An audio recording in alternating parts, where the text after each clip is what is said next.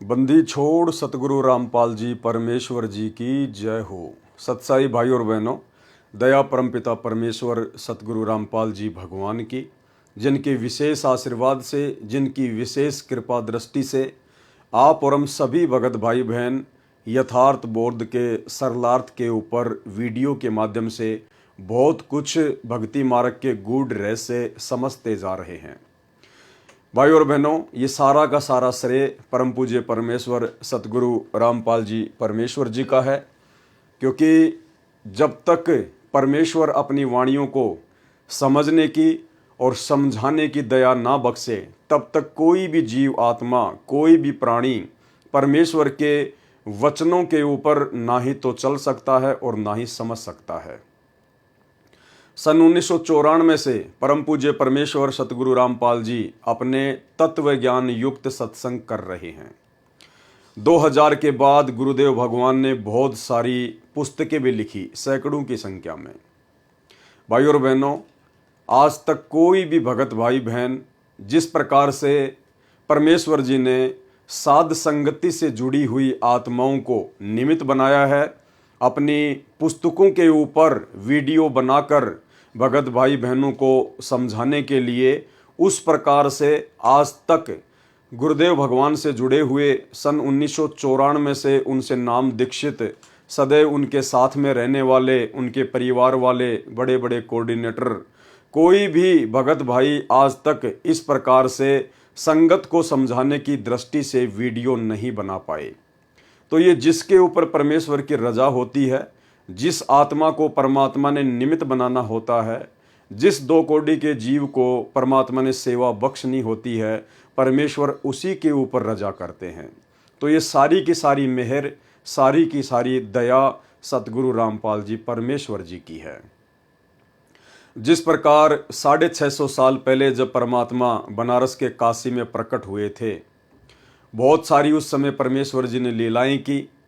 एक समय उनकी लीलाओं में जिक्र आता है, गुरुदेव भगवान हमें बताते हैं कि बनारस के तोताद्री शहर में पंडितों का भंडारा था और पंडितों ने पंडित रामानंद जी को भी इनवाइट किया, क्योंकि वो वेल नोन थे। उन पंडितों को ये भी पता था कि अगर रामानंद जी को आमंत्रित करेंगे तो साथ में उसका शिष्य कबीर भी आएगा, और उस समय छुआछात बहुत ज़्यादा थी। कबीर जी धाणक यानी जुलाहा जाति से संबंधित अपना कार्य किया करते थे। वैसे तो परमेश्वर की कोई जाति नहीं है, ना होती है, लेकिन लीला परमात्मा जिस वर्ण के अंतर्गत कर रहे थे वो जुलाहा वर्ण था, धाणक वर्ण था। तो पंडितों ने सोचा, भाई अगर रामानंद जी आएंगे तो साथ में कबीर भी आएगा, और कबीर अगर पंडितों के भंडारे में खाना खाएगा तो हमारा तो धर्म ही भ्रष्ट हो जाएगा। तो उन्होंने एक युक्ति सोची कि ऐसा करते हैं, पंडितों के भंडारे में जो भी खाना खाए उससे पहले उससे चारों वेदों के 4 श्लोक पूछना, और जो व्यक्ति संस्कृत में चारों श्लोक बता दे उसी को अंदर आने की अनुमति देना। उनको पता था कि भाई कबीर तो अनपढ़ है, अक्षर ज्ञान युक्त नहीं है, वो संस्कृत नहीं जानता है, वो सुना नहीं पाएगा, तो आफत टल जाएगी। उन्होंने ऐसा ही किया। जब परमात्मा कबीर जी, जो कि विद्वानों के विद्वान हैं, पंडितों के पंडित हैं, पूरे विश्व की, पूरी सृष्टि की, मनुष्य और देवताओं की तो छोड़िए, पशु पक्षियों तक की भी भाषा का जिन्हें ज्ञान है, जब वे परमेश्वर अपने मुंह बोले गुरु रामानंद जी के साथ में भंडारे में गए, तो पंडितों ने तो वही शर्त रख दी कि भाई कबीर 4 श्लोक सुना चारों वेदों के, उसके बाद ही अंदर एंट्री होगी। तो परमात्मा थे। पास में ही एक भैंसाराम, एक झोटा घास चर रहा था। परमात्मा ने उसको इशारा किया, वो झोटा परमात्मा के पास में आके खड़ा हो गया, अगले आदेश की प्रतीक्षा। परमेश्वर जी ने कहा कि भाई झोटा राम, इन पंडितों को चारों वेदों के 4 श्लोक सुना दे। और परमेश्वर ने उसकी पीठ पर थप्पी मारी। भैंसाराम ने तुरंत चारों वेदों के 4 श्लोक संस्कृत में, मनुष्य भाषा में सुना दिए। परमेश्वर ने कहा, भाई जोटाराम, कहीं पंडितों को मन में शंका ना रह जाए, इन चारों मंत्रों का हिंदी अनुवाद भी कर दे। तो भैंसे राम ने उनका अनुवाद किया, और अनुवाद ये था कि रे मूर्ख पंडितों, हे अज्ञानियों, जो अल्लाह जिसने पूरी सृष्टि को रचा, जो तीनों लोकों में प्रवेश करके सबका धारण पोषण करता है, वो अल्लाह, वो खुदा कबीर है जो तुम्हारे सामने खड़ा है। उसके बाद पंडितों को अपनी करनी पर बड़ी शर्मिंदगी महसूस हुई। उन्होंने परमात्मा से माफ़ी मांगी और काफ़ी संख्या में इस चमत्कार को देखकर लोगों ने परमात्मा की शरण भी ग्रहण की। तो भाइयों और बहनों, जब 650 साल पहले परमात्मा जब इस पृथ्वी पर करोड़ों की संख्या में मनुष्य थे और 64 लाख की संख्या में उनके शिष्य थे, उनको वेदों के 4 श्लोक उन पंडितों को सुनाने के लिए निमित्त ना बनाकर एक जानवर को निमित्त बनाया।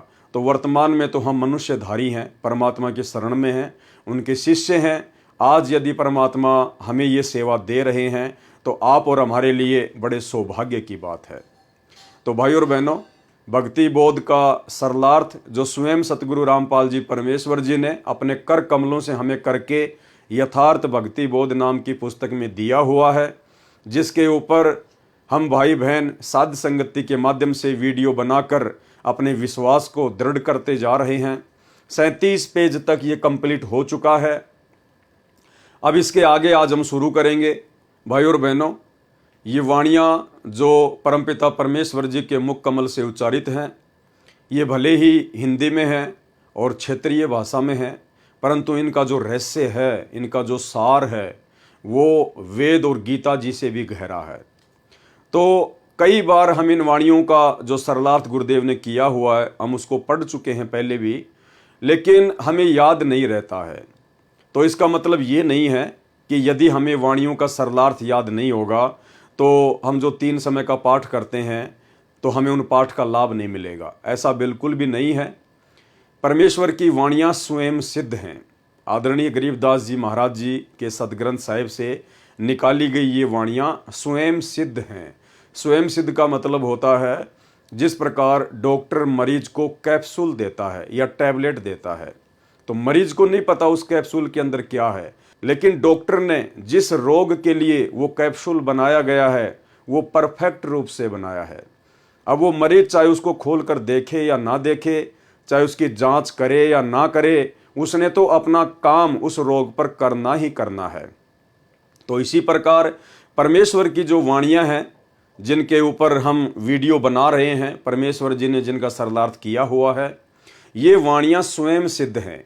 जिन वाणियों को हम 3 समय की आरतियों के माध्यम से पाठ करते हैं, उच्चारित करते हैं प्रतिदिन, तो भले ही हमें इन वाणियों का यथार्थ सरलार्थ ज्ञान नहीं है, हमें इनके यथार्थ अनुवाद का ज्ञान नहीं है, लेकिन जब हम तीनों समय की आरतियों के रूप में इनका पाठ करते हैं प्रतिदिन, तो वाणियाँ अपना कंप्लीट काम करती हैं।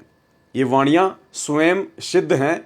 और एक अन्य उदाहरण गुरुदेव भगवान ने दिया कि जिस प्रकार किसी व्यक्ति को अगर सर्प काट ले तो व्यक्ति तो बेहोश हो जाता है, जहर का असर हो जाता है, फिर एक गारुड़ को बुलाया जाता है। गारुड़ उसको कहते हैं जो सर्प काटे हुए व्यक्ति को कुछ मंत्र बोलकर वापस होश में ला दे।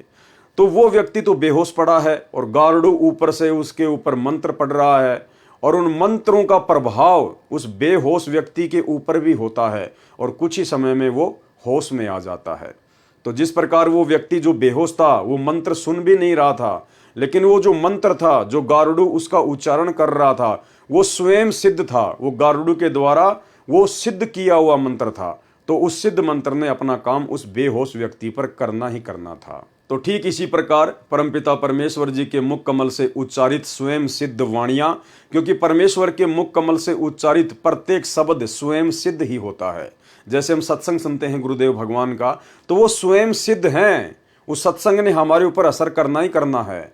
इसीलिए गुरुदेव भगवान कहते हैं, यदि आपने नाम भी नहीं लिया है और यदि आप सत्संग भी सुनना शुरू कर देते हैं तो आपको 70% लाभ मात्र सत्संग सुनने से होना शुरू हो जाता है। तो इसी प्रकार भाई और बहनों, वाणियों का चाहे हमें अनुवाद याद है या नहीं है, वाणियों के विषय में चाहे हमें पूर्ण जानकारी है या नहीं है, परंतु वाणियाँ जो हम प्रतिदिन उच्चारण करते हैं तीनों समय के पाठ के रूप में, ये अपना यथार्थ और पूर्ण काम अवश्य करती हैं। और यदि हमें इनके अनुवाद का ज्ञान हो जाएगा तो फिर हमारा विश्वास और बढ़ता है, हमारे अंदर और अधिक दृढ़ता गुरुदेव भगवान के चरणों में और उनकी भक्ति में उत्पन्न होती है। इसीलिए तो सतगुरु रामपाल जी परमेश्वर जी ने आप और हम जीवों पर दया करके इन समस्त वाणियों का जो तीनों समय की आरतियों के अंदर हैं, परमेश्वर जी ने यथार्थ भक्ति बोध नाम की पुस्तक बनाकर यथार्थ अनुवाद करके आप और हमारे हाथों में दे दिया, ताकि मेरे बच्चे आपस में इन वाणियों को पढ़ेंगे, एक दूसरे को पढ़ाएंगे और साध संगति के माध्यम से अपने विश्वास को आसमान में लेकर जाएंगे। और यही विश्वास एक दिन हमें परमेश्वर जी के सतलोक में पहुंचाएगा, क्योंकि परमात्मा कहते हैं, कहे कबीर सुनो भाई साधो, मैं तो हूं विश्वास में। तो इतनी बड़ी दया सतगुरु रामपाल जी परमेश्वर जी ने आप और हमारे ऊपर बख्शी है। और इस दया के लिए अब आगे वीडियो शुरू करने से पहले, आगे की वाणियों के ऊपर चर्चा करने से पहले गुरुदेव भगवान से आशीर्वाद प्राप्त करेंगे, परमात्मा जी की महिमा करेंगे। बंदी छोड़ सतगुरु रामपाल जी परमेश्वर जी की जय हो। परमपिता परमात्मा, सारी सृष्टि के रचनहार, कुल मालिक, असंख्य ब्रह्मांडों के स्वामी, जगत गुरु, तीनों लोकों में प्रवेश करके सबका भरण पोषण करने वाले राजाधिराज, आत्माधार, नाथों के नाथ, देवों के देव महादेव, सर्वेश्वर महेश्वर, मृत्युंजय, अजरो अमर, आदि अनादि, सनातनी प्रभु, जगत पिता जगदीश्वर, श्री श्री 1008 की उपाधि के वास्तविक अधिकारी, अकाल मूर्त सौद स्वरूपी राम वासुदेव, सर्वगतम ब्रह्म, परम पूज्य, प्रथम पूज्य, परम संत, परम पुरुष, परम धनी, परम दयालु, सत्य कबीर, हक्का कबीर, अल्लाहु कबीर, अल्लाहु अकबर, बाखबर, अल्लाह ताला, जगत के तारणहार, जगत के मुक्तिदाता, जगत के जगन्नाथ, हारे के सहारे, हिंदुओं के राम, मुसलमानों के अल्लाह, सिखों के वाहेगुरु, ईसाइयों के मसीह, दया के सागर दयानिधि, करुणा के सागर करुणानिधि, स्वयंभू परिभू, संकट मोचन, कष्ट हरण, मंगल करण, दुख भंजन, अविगत कबीर, निर्विकार निर्विषम परमात्मा, अलय अलेख सतगुरु, आदि अनादि सतगुरु, असली मर्यादा पुरुषोत्तम, असली राम, असली कृष्ण, असली घनश्याम, असली मुरारी, राजाओं के राजा, महाराजाओं के महाराजा, शहंशाहों के शहंशाह, सम्राटों के सम्राट, भगवानों के भगवान, अल्लाहों के अल्लाह, प्रभुओं के प्रभु, मसीहाओं के मसीह, सच्चे वाहेगुरु, बाबाओं के बाबा, पीरों के पीर, सेठों के सेठ, जगत सेठ, सावड़सा सेठ, सर्वगुण संपन्न, अनंत कोटि कलाओं के स्वामी, अनंत कोटि ब्रह्मांडों के नायक, योगियों में महायोगी, ध्यानियों में महाध्यानी, सिद्धों में परम सिद्ध, ज्ञानियों में तत्व ज्ञानी, ब्रह्म ज्ञानी, महाज्ञानी, परम ज्ञानी, सर्वश्रेष्ठ ज्ञानी, युवा कबीर, समृत कबीर, अमित ओझा, सच्चे रहनुमा, करीम अल्लाह, सुभान अल्लाह, दुनिया के अंतिम पैगंबर, 8 सितंबर 1951 से गांव धनाना, जिला सोनीपत, हरियाणा, भारतवर्ष की पावन भूमि पे प्रकट रियल कल की भगवान श्री नारायण साकार हरि, सच्चे बाबा साहेब, संत श्रोमणी सतगुरु रामपाल जी परमेश्वर जी के चरण कमल में देश विदेश से साध संगति से जुड़े हुए हम सभी सत्सेवक भाई बहनों का अनंत कोटि दंडत प्रणाम। गुरुदेव भगवान से अरदास है, प्रार्थना है कि हमें इसी प्रकार से सद्बुद्धि बख्शे रहें और भक्ति मार्ग पर निर्विकारी बनाकर समस्त नियम और मर्यादाओं के अंतर्गत हमारे विश्वास को दृढ़ता के साथ अपने भक्ति मार्ग पर लगा कर रखें। तो भाई और बहनों, 37 पेज तक यथार्थ भक्ति बोध के यथार्थ अनुवाद की वाणियों को हम जान चुके हैं, समझ चुके हैं। उसके बाद हम यहाँ से शुरू करेंगे वाणी। गरीब पट्टन घाट लखाइयाँ अगम भूमि का भेद, ऐसा सतगुरु हम मिला अष्ट कमल दल छेद। पट्टन घाट लखाइयाँ, पट्टन घाट का मतलब होता है त्रिकुटी से ऊपर का लोक, यानी सतलोक लखाइयाँ, यानी उस सतगुरु ने मुझे सतलोक का रास्ता दिखाया, अगम भूमि का भेद, और मुझे आगे की भूमि का भेद बताया, आगे का रास्ते का सतलोक का मुझे भेद बताया। ऐसा सतगुरु हम मिला, यानी आज हमें ऐसे सतगुरु मिले हैं संत रामपाल जी के रूप में, अष्ट कमल दल छेद, जिन्होंने अक्षर पुरुष का मंत्र देकर, सतनाम का दूसरा मंत्र देकर हमारा 8वां कमल भी छेद दिया, अर्थात खोल दिया। गरीब पट्टन घाट लखाइयाँ अगम भूमि का भेद, यानी सेम इसका वही अनुवाद है कि परमेश्वर जी ने हमें सतलोक का रास्ता दिखाया और सतलोक जाने के लिए आगे की जो भूमि है परमेश्वर ने उसका भेद बताया। और ऐसा सतगुरु हम मिला। आज हमें ऐसे सतगुरु मिल गए संत रामपाल जी के रूप में, अष्ट कमल दल सेव, जिन्होंने 8वां कमल दल यानी अक्षर पुरुष के लोक का कमल दल खोलने की पूजा बता दी। सेव यानी पूजा, सरलार्थ। दोनों वाणियों का एक जैसा ही भावार्थ है कि ऐसा सतगुरु मिला जिसने अगम भूमि अर्थात आगे के स्थान सत्यलोक का भेद रहस्य बताया। गरीब पट्टन घाट लखाइया अगम भूमि का भेद। वह पट्टन अर्थात परलोक जाने का घाट, घाट यानी जैसे हम कहते हैं ना घाटी, यानी पहाड़ों के ऊपर चढ़ना फिर नीचे उतरना, उसको कहते हैं घाट, घाटी। पर्वतों के बीच का रास्ता घाटी। लखाइयां अर्थात आंखों से दिखाया। अष्ट कमल को छेद कर खोल कर सत्यलोक ले गया। सतगुरु ने वह सेव अर्थात पूजा बताई जिससे अष्ट कमल अर्थात 8वां कमल खिल गया। 8वां कमल ये अक्षर पुरुष के लोक का है। अक्षर पुरुष का स्थान सूक्ष्म शरीर में है जो शरीर में बने ब्रह्मांड के पार है। अब आगे परमात्मा हमें थोड़ा सा जो है वो कमलों के विषय में जानकारी दे रहे हैं। तो भाई और बहनों, ये जानकारी भी हमारे लिए बहुत आवश्यक है। थोड़ी बहुत जानकारी हमें जरूर होनी चाहिए कि हमारे शरीर में कुल कितने कमल हैं, कौन सा कमल जो है वो किसका है। तो जानकारी दी है परमात्मा ने, ध्यान से देखिए। मानव शरीर में कुल 7 कमल हैं, यानी हमारे शरीर में कुल कितने कमल हैं? 7, जो एक पिंड कहलाता है जिसे शरीर भी कहते हैं। मानव शरीर में एक ब्रह्मांड का मानचित्र है, इसलिए इसको ब्रह्मांड भी कहते हैं। मूल कमल, दूसरा संवाद कमल जिसको अनाहत कमल भी कहते हैं, तीसरा नाभि कमल, चौथा हृदय कमल, और 5वां कंठ कमल, और 6वां त्रिकुटी कमल, और 7वां सहस्त्र कमल यानी ये काल का कमल, 1000 पंखुड़ी वाला कमल। तो टोटल 7 कमल ही हमारे शरीर में होते हैं, हमारे जो है वो पिंड में होते हैं। टोटल 7 कमल। पूर्ण सतगुरु से ज्ञान प्राप्त करने से पता चला कि हमने अष्ट कमल दल यानी 8वां कमल दल को खोलने की भी साधना करनी होती है। यानी हमारे शरीर में तो केवल 7 ही कमल हैं, मूल कमल से लेकर और सहस्त्र कमल तक। लेकिन जब हमें सतगुरु मिला, हमें पूर्ण सतगुरु मिले, हमें तत्वदर्शी संत मिले, तो उन्होंने हमें बताया, पूर्ण सतगुरु से ज्ञान प्राप्त करने से पता चला कि हमने अष्ट कमल दल को खोलने की साधना भी करनी चाहिए।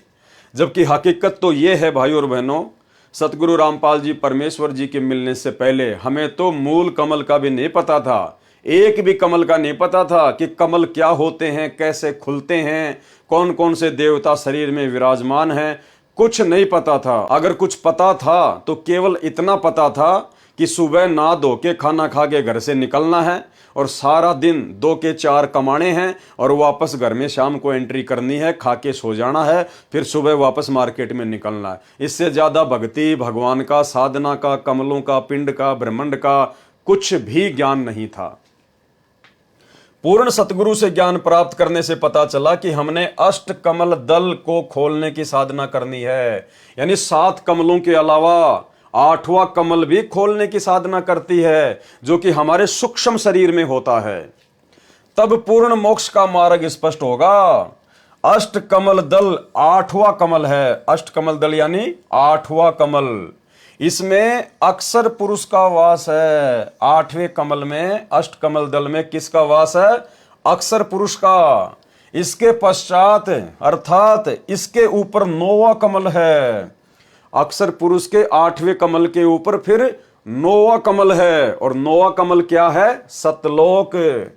9 कमल दल है, इसमें परम अक्षर ब्रह्म का वास है, अर्थात सत्यलोक। यानी सतलोक जाने के लिए 9वां कमल दल खोलना पड़ेगा। और वो 9वां कमल दल किससे खुलेगा? सार नाम से खुलेगा, सार शब्द से खुलेगा। और ये जो 8वां कमल है अक्षर पुरुष का, ये किससे खुलेगा?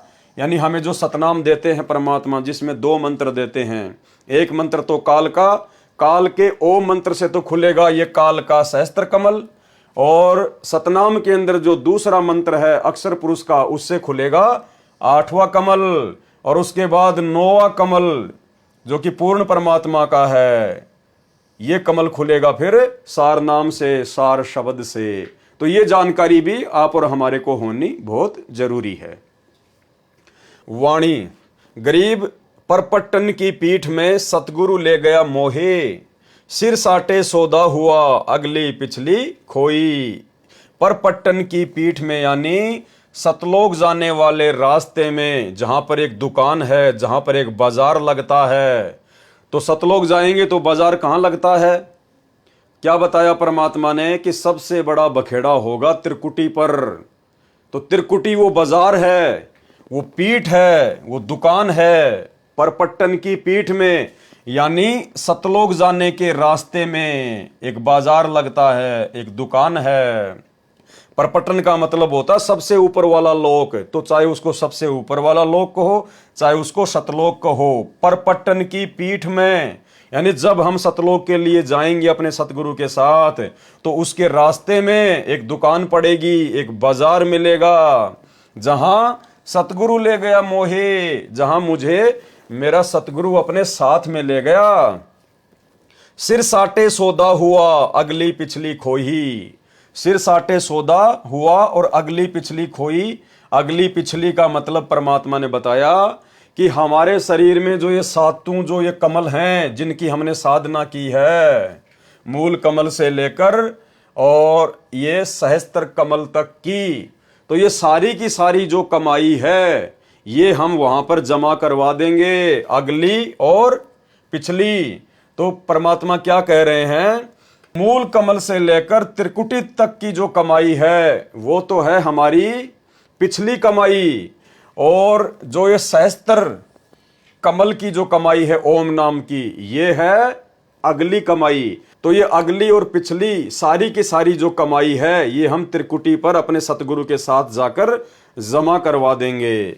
गरीब परपट्टन की पीठ में सतगुरु ले गया मोहे, सिर साटे सौदा हुआ और अगली पिछली खोही। सरलार्थ, परपट्टन अर्थात परलोक जाने के मार्ग में, पीठ अर्थात दुकान में सतगुरु मुझे ले गया, यानी धर्मराज के दरबार में ले गए।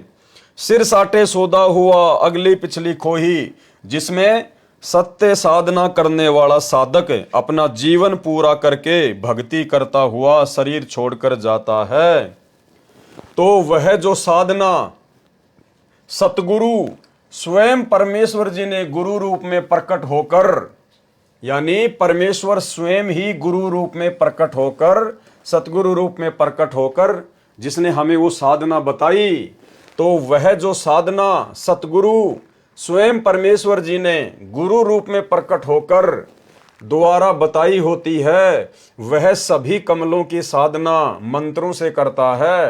त्रिकुटी से नीचे के कमलों को पिछले कमल कहा है।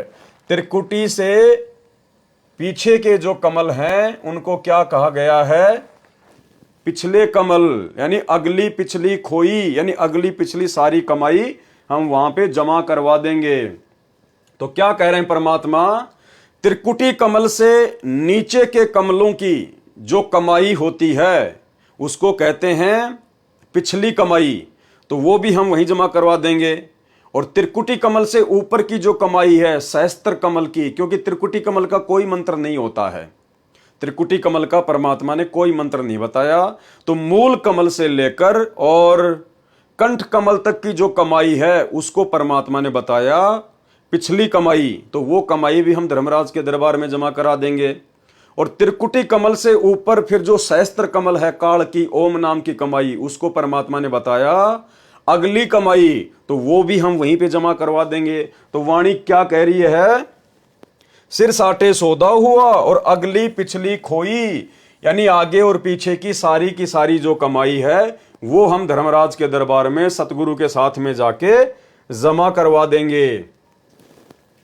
त्रिकुटी से नीचे के कमलों को पिछले अर्थात नीचे के कमल कहा है, और त्रिकुटी तथा सहस्त्र कमल को अगले आगे ऊपर के कमल कहा है। यह एक ब्रह्मांड का वर्णन चल रहा है, जीवात्मा का निवास हृदय कमल में होता है।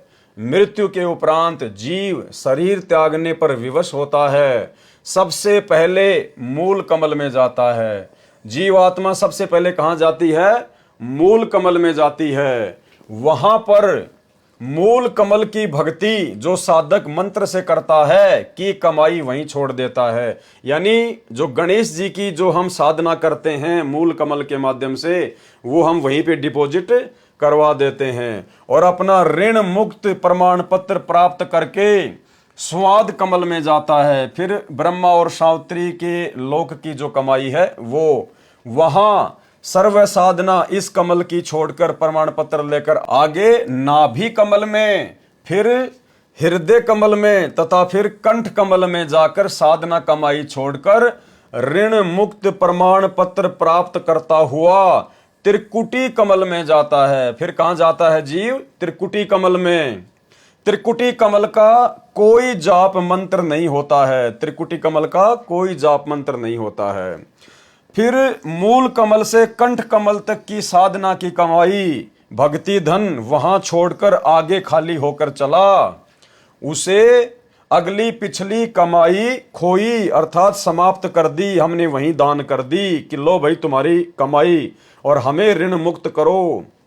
उपरोक्त कमलों से रास्ता प्राप्त करने के जो 5 नाम मंत्र हैं वह हमारा प्रथम मंत्र दीक्षा कहलाती है। यानी गुरुदेव भगवान कह रहे हैं कि मूल कमल से लेकर और ये कंठ कमल तक की जो कमाई है, जो मंत्र है, ये क्या कहलाती है? प्रथम नाम दीक्षा कहलाती है। दूसरा दीक्षा मंत्र सत्य नाम कहा जाता है, सतनाम, जिसमें 2 नाम होते हैं। ओम प्लस तत् सांकेतिक है। ओम यह ब्रह्म का जाप है। सहस्त्र कमल की कमाई भक्ति धन है। यानी ओम नाम की जो कमाई है वो 7वें कमल की है, सहस्त्र कमल की है। 1000 पंखुड़ियों का जो कमल है ये किसका है? काल का कमल है। तो ओम नाम की जो कमाई है वो हम इस काल को सौंप देते हैं। सहस्त्र कमल की कमाई है, भक्ति धन है। गीता अध्याय 8 श्लोक 13 में कहा है कि मुझ ब्रह्म का केवल एक ओम अक्षर है, इसे ब्रह्मलोक प्राप्त होता है। जो साधक सतगुरु से तत्व ज्ञान समझ लेता है वह केवल जरा मरण अर्थात वृद्ध अवस्था तथा मृत्यु के दुख से छूटने का ही प्रयत्न करता है। गीता अध्याय 18 श्लोक 66 में कहा है कि मेरे यानी ब्रह्म के सर्व धार्मिक कर्म अर्थात साधना मुझ में छोड़कर तू केवल उस एक सर्वशक्तिमान परमात्मा की शरण में जा। कौन है सर्वशक्तिमान परमात्मा? सतगुरु रामपाल जी परमेश्वर, असली कबीर देव भगवान। ये है वो सर्वशक्तिमान परमात्मा जिसकी शरण में जाने के लिए ब्रह्म कह रहा है, काल कह रहा है, मैं तुझे सर्व पापों से मुक्त कर दूंगा, तू चिंता मत कर। इसलिए ओम नाम की भक्ति कमाई सहस्त्र कमल में धर्म राय के पास छोड़कर आगे अष्ट कमल की ओर साधक चलता है। यानी काल का पूरा हिसाब कंप्लीट करके फिर आगे जीव कहां चलता है? अक्षर पुरुष के लोक की तरफ, अष्ट कमल की ओर। सहस्त्र कमल की साधना को अगली भक्ति की कमाई कहा गया है। यानी काल की जो कमाई है, सहस्त्र जो कमल की जो कमाई है ओम नाम की, उसको क्या कहा गया है? अगली कमाई।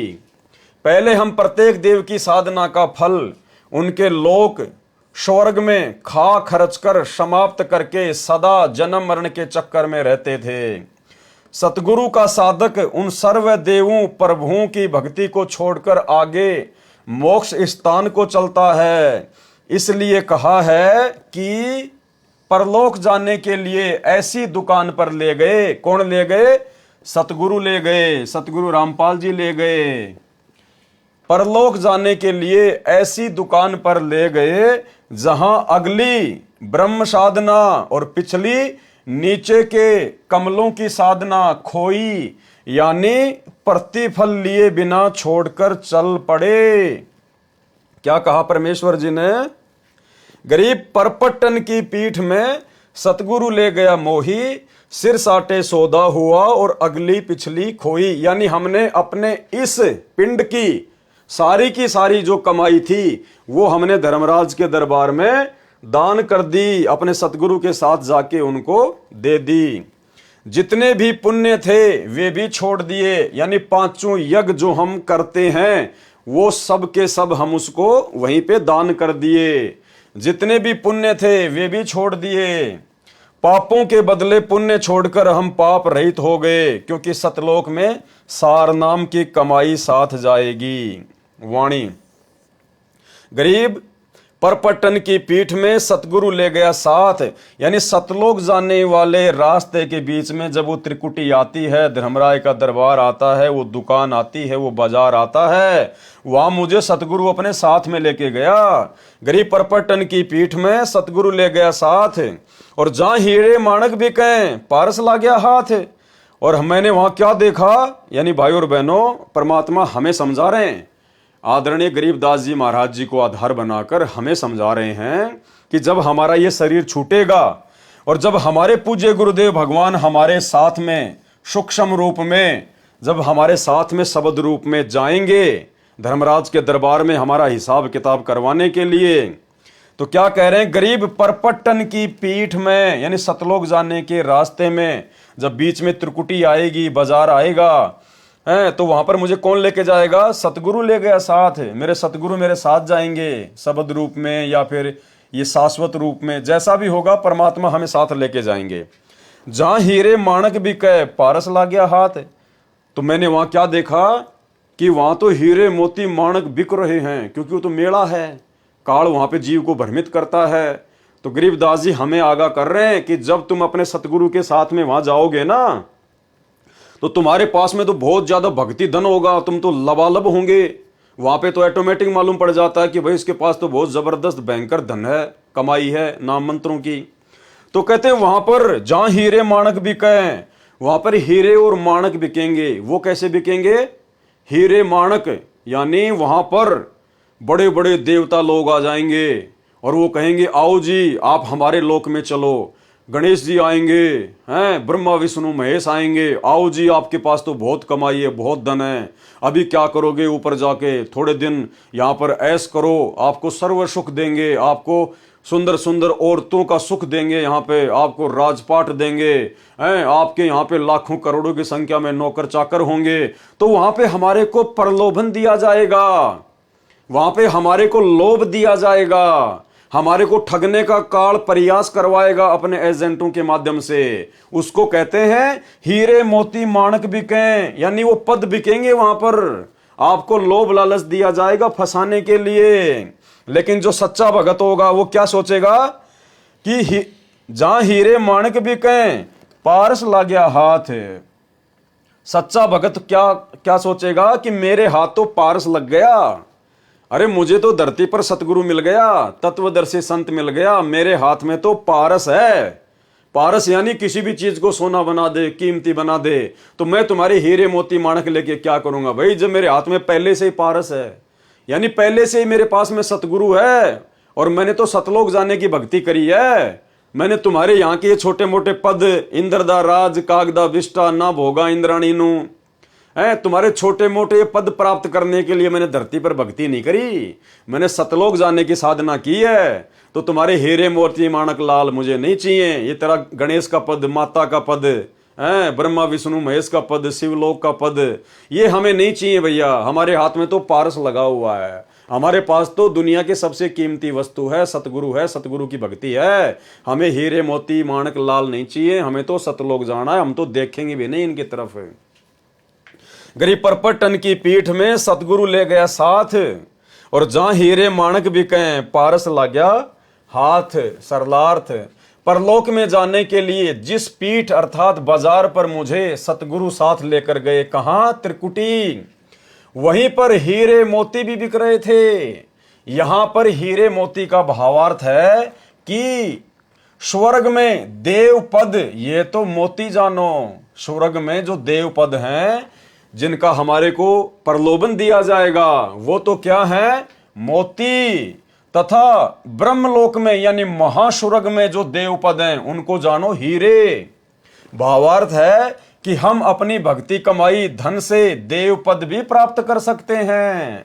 अन्य भगत ऐसा कर रहे थे, परंतु मेरे हाथों पारस लग गया।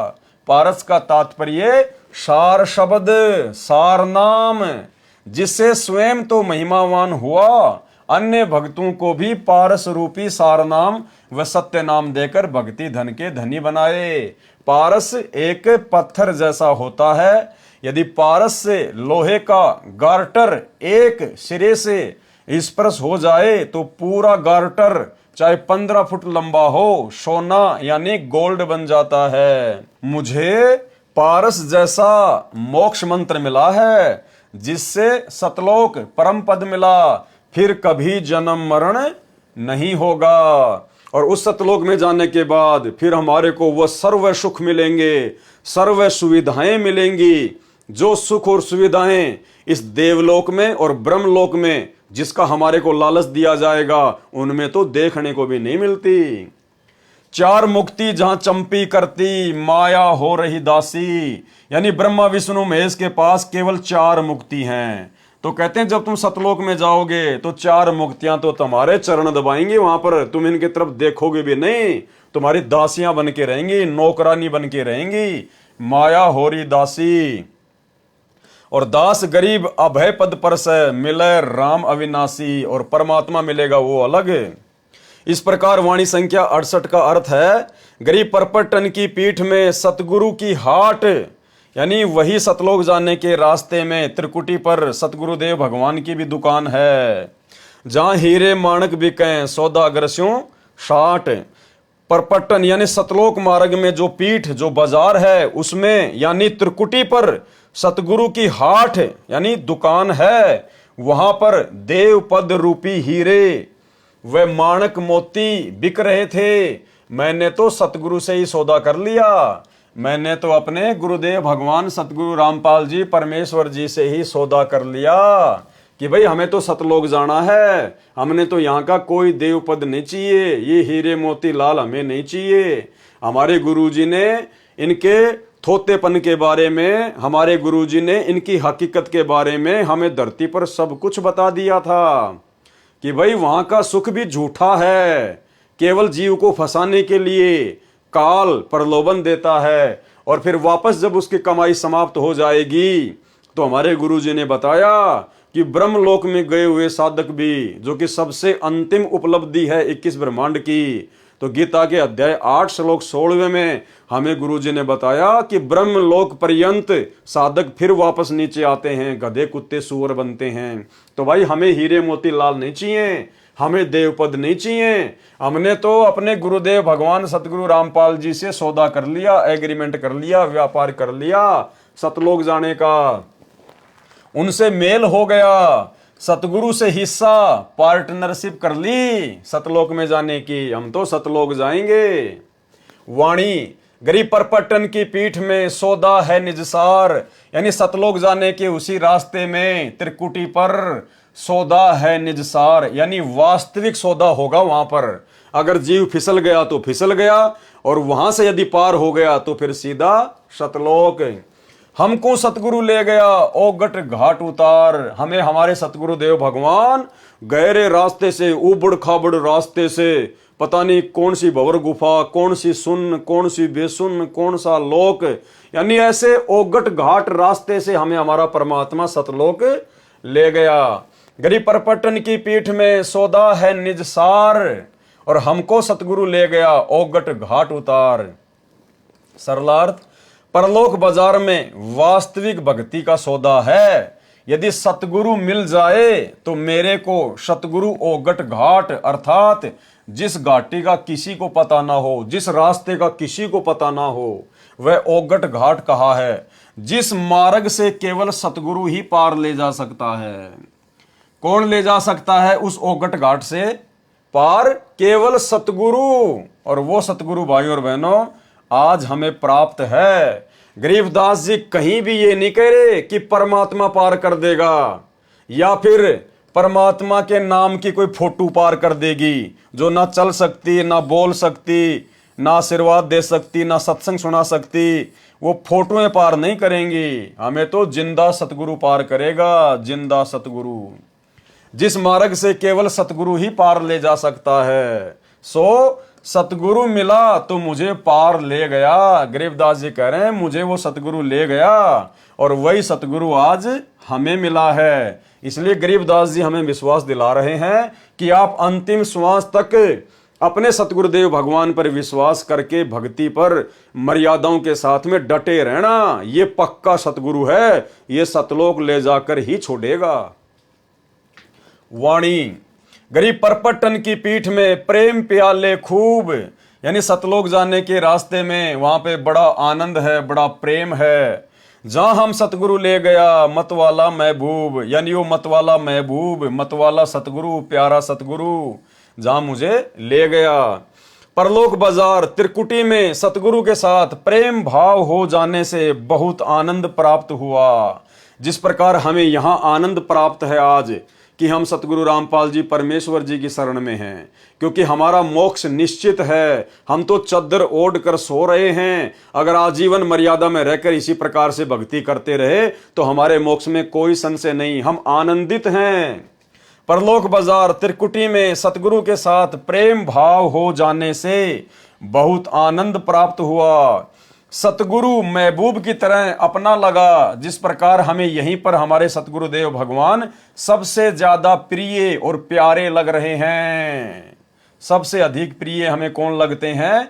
हमारे गुरुदेव भगवान। वे मतवाले अर्थात मस्त हैं। वाणी गरीब परपटन की पीठ में मतवाले मस्तान, और हमको सतगुरु ले गया अमरापुर स्थान, यानी सतलोक जाने के रास्ते में उस परपटन की पीठ में बहुत सारे मतवाले और मस्ताने लोग थे। छोटे मोटे देव पद लेकर मस्त हो रहे थे, हीरे मोती माणक उस काल के लेकर मस्त हो रहे थे, वहीं पे अपनी भक्ति को बर्बाद कर रहे थे। और मुझे तो सतगुरु ले गया उस अमरापुर स्थान। परलोक बाजार पीठ में अन्य बहुत से साधक मिले जो अपनी साधना से काल लोक में देव पद प्राप्त करके मतवाले खुशी से नाच रहे थे, क्योंकि उन मूर्खों को सतगुरु मिला नहीं। और यदि उनको सतगुरु मिला तो उन्होंने धरती पर सतगुरु के वचन की पालना करी नहीं, मर्यादा में रहे नहीं। जिस प्रकार सतलोक आश्रम मैनेजमेंट हरियाणा वाले और उनसे जुड़े हुए भाई बहन, जब यहीं पर ये लोग सतगुरु के ज्ञान को छोड़कर, सतगुरु की मर्यादाओं को तोड़कर दो कोडी के राजनेताओं के पीछे दौड़ रहे हैं, उनकी रैलियों में जा रहे हैं, उनका समर्थन कर रहे हैं, तो भाइयों और बहनों, ऐसे भक्तों के बारे में परमात्मा बता रहे हैं कि जो भगत यहां पर मर्यादा तोड़कर भक्ति भी करेगा तो वो त्रिकुटी पर फैल हो जाएगा। वो वहां पर उन हीरे मोती और लाल को देखकर, बड़े बड़े देव पद को देखकर, शंकर जी आएंगे, आओ जी मेरे लोक में चलो, मैं आपको मेरे लोक में जो है वो गण बना दूंगा, मैं आपको स्वामी बना दूंगा। गणेश जी आएंगे, आओ जी गणेश का पद आपके लिए खाली पड़ा है।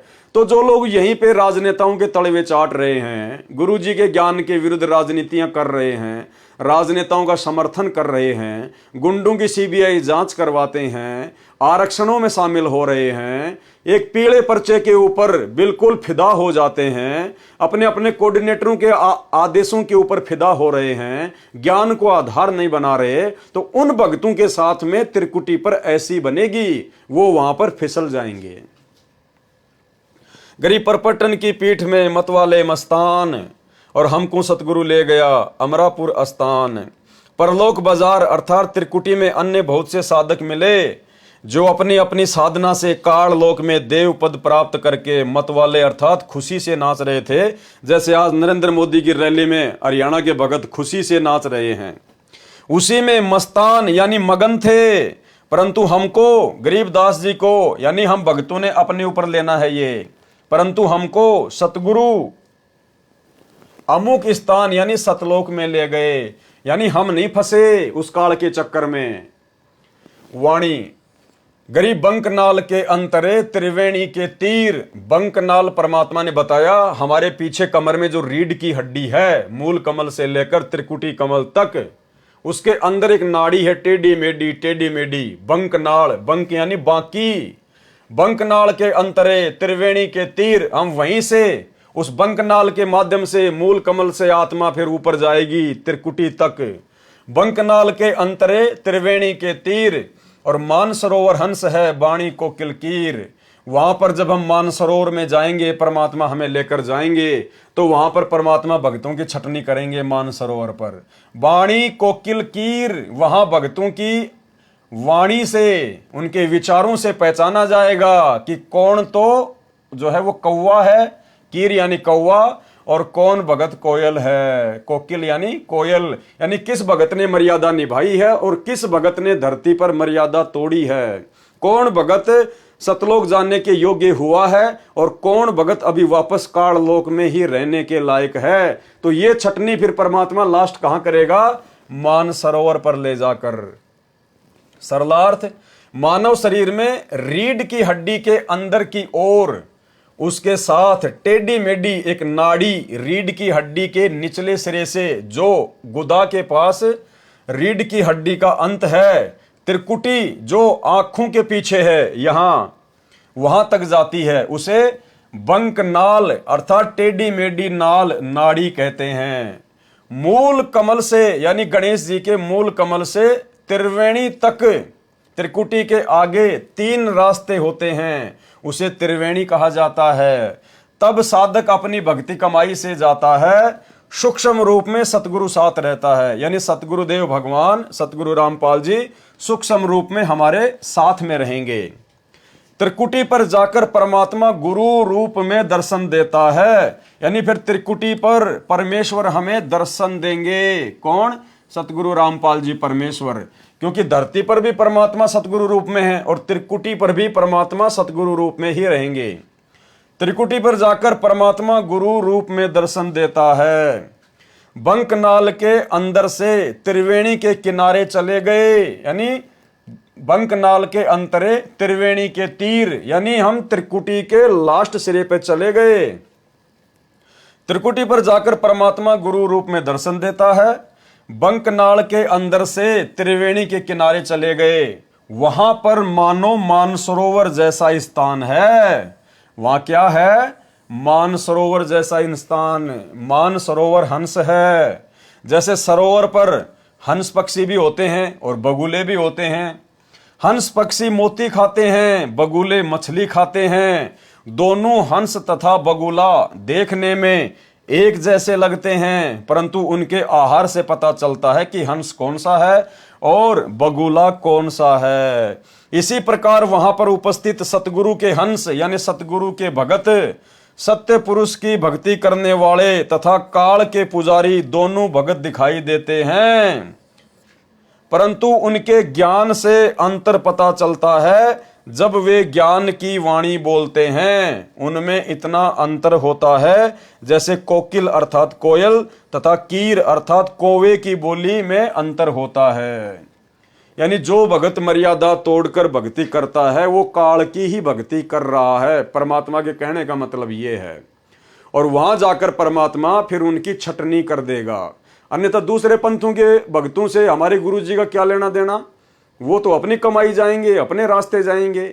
यहां धरती पर जो सतगुरु का भगत भी होगा और जो मर्यादा तोड़कर भक्ति करेगा, तो समझो वो काल की ही भक्ति कर रहा है। परमात्मा उसको वहां पर छांटकर अलग कर देगा। वाणी गरीब बंकनाल के अंतरे त्रिवेणी के तीर, यानी उसी बंकनाल यानी टेढ़ी मेढ़ी नाड़ी के माध्यम से हम उस त्रिकुटी के किनारे जाएंगे। बंकनाल के अंतरे त्रिवेणी के तीर, जहां हम सतगुरु ले गया चुए अमीरस सीर। सतगुरु बंकनाल के अंदर से त्रिवेणी के किनारे लेकर चले गए। उस त्रिवेणी पर सतगुरु के ज्ञान अमृत की अमृत रस रूपी खीर अर्थात दूध जैसा तत्व ज्ञान टपक रहा था। यानी बड़ा आनंद महसूस हो रहा था हमें वहां पर अपने सतगुरुदेव भगवान के साथ पाकर। वाणी गरीब बंकनाल के अंतरे त्रिवेणी के तीर, जहां हम सतगुरु ले गया बंदी छोड़ कबीर। वहां हमें कौन लेकर गया? सतगुरु लेकर गया। और सतगुरु कौन? बंदी छोड़ कबीर। तो हमारे गुरुदेव भगवान कौन हुए जो हमें वहां पर लेकर जाएंगे? बंदी छोड़ कबीर। जब गुरुजी ही बंदी छोड़ कबीर हैं, तो भाई फिर इस कबीर का हम क्या करें? इस नकली फोटो का हम क्या करें, जो ना तो हमारे साथ त्रिकुटी पर जाएगा, ना धर्मराज के दरबार में जाएगा, ना सतलोक लेकर जाएगा। तो इस फोटो को भगवान मान के फिर क्यों हम अपने असली भगवान को नाराज करें? गरीब बंकनाल के अंतरे त्रिवेणी के तीर, जहां हम सतगुरु ले गया बंदी छोड़ कबीर। सरलार्थ, सतगुरु बंकनाल के अंदर से त्रिवेणी के किनारे लेकर चले गए। कौन लेकर चले गए? सतगुरु लेकर चले गए। उस त्रिवेणी पर मुझे मेरे सतगुरु बंदी छोड़ कबीर जी लेकर गए थे। कौन लेकर गए थे? बंदी छोड़ कबीर जी।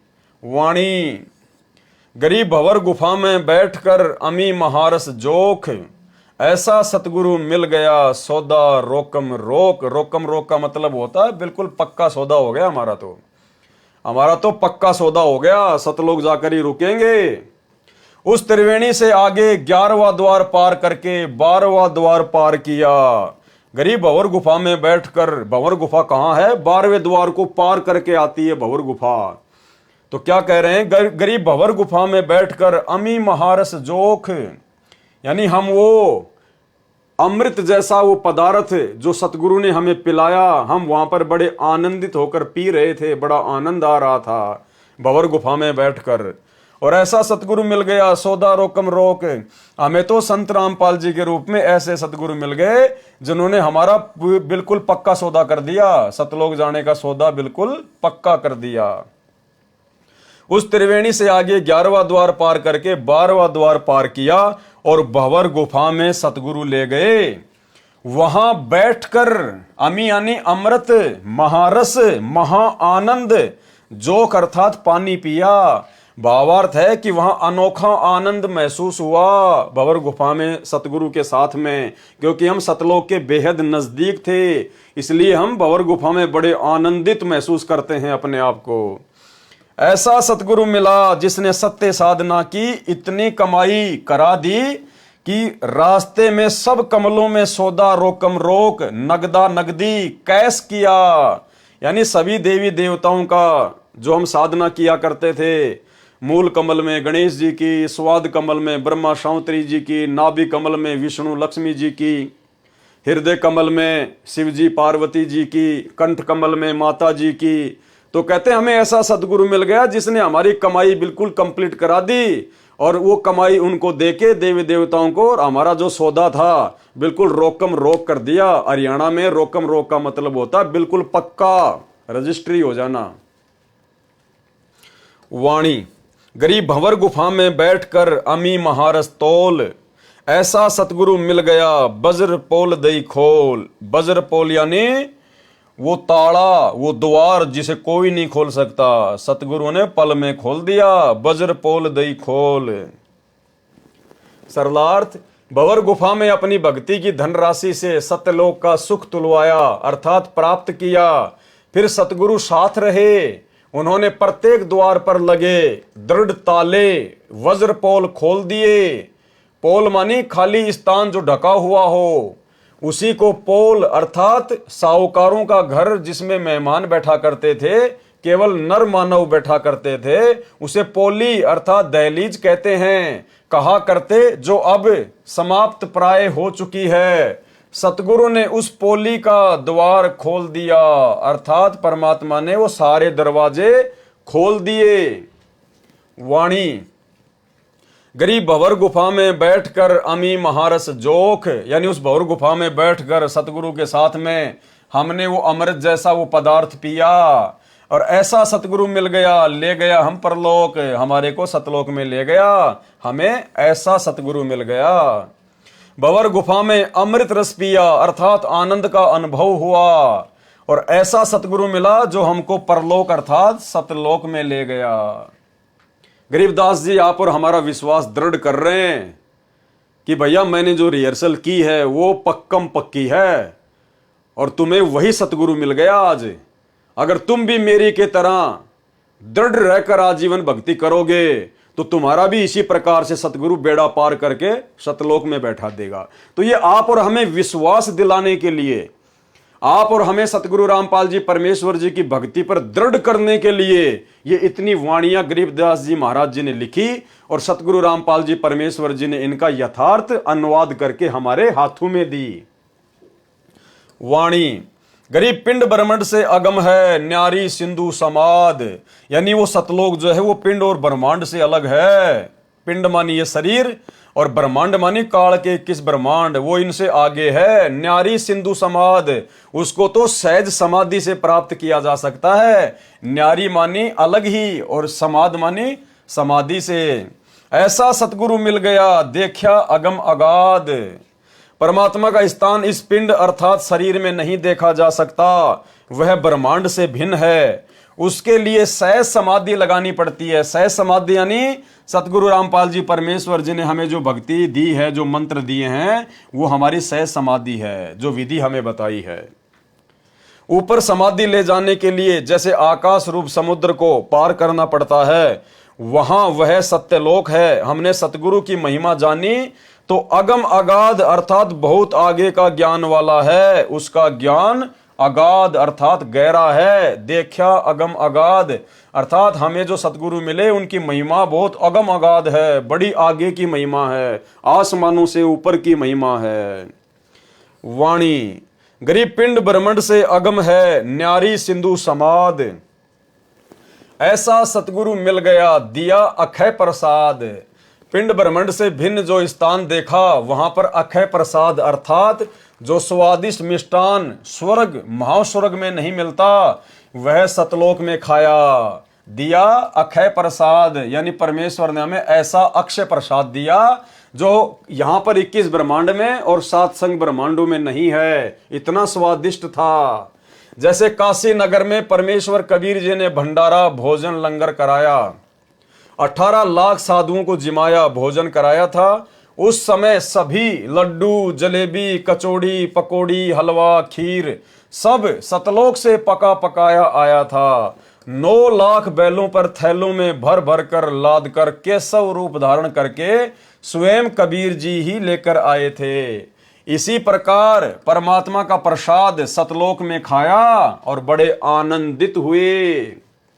वाणी गरीब ओगट घाटी उतरे यानी सतलोक जाने के लिए बड़े उबड़ खाबड़ रास्तों से हम उतरे। ओगट घाटी यानी जिस घाट का जिस रास्ते का किसी को ज्ञान ना हो, उबड़ खाबड़।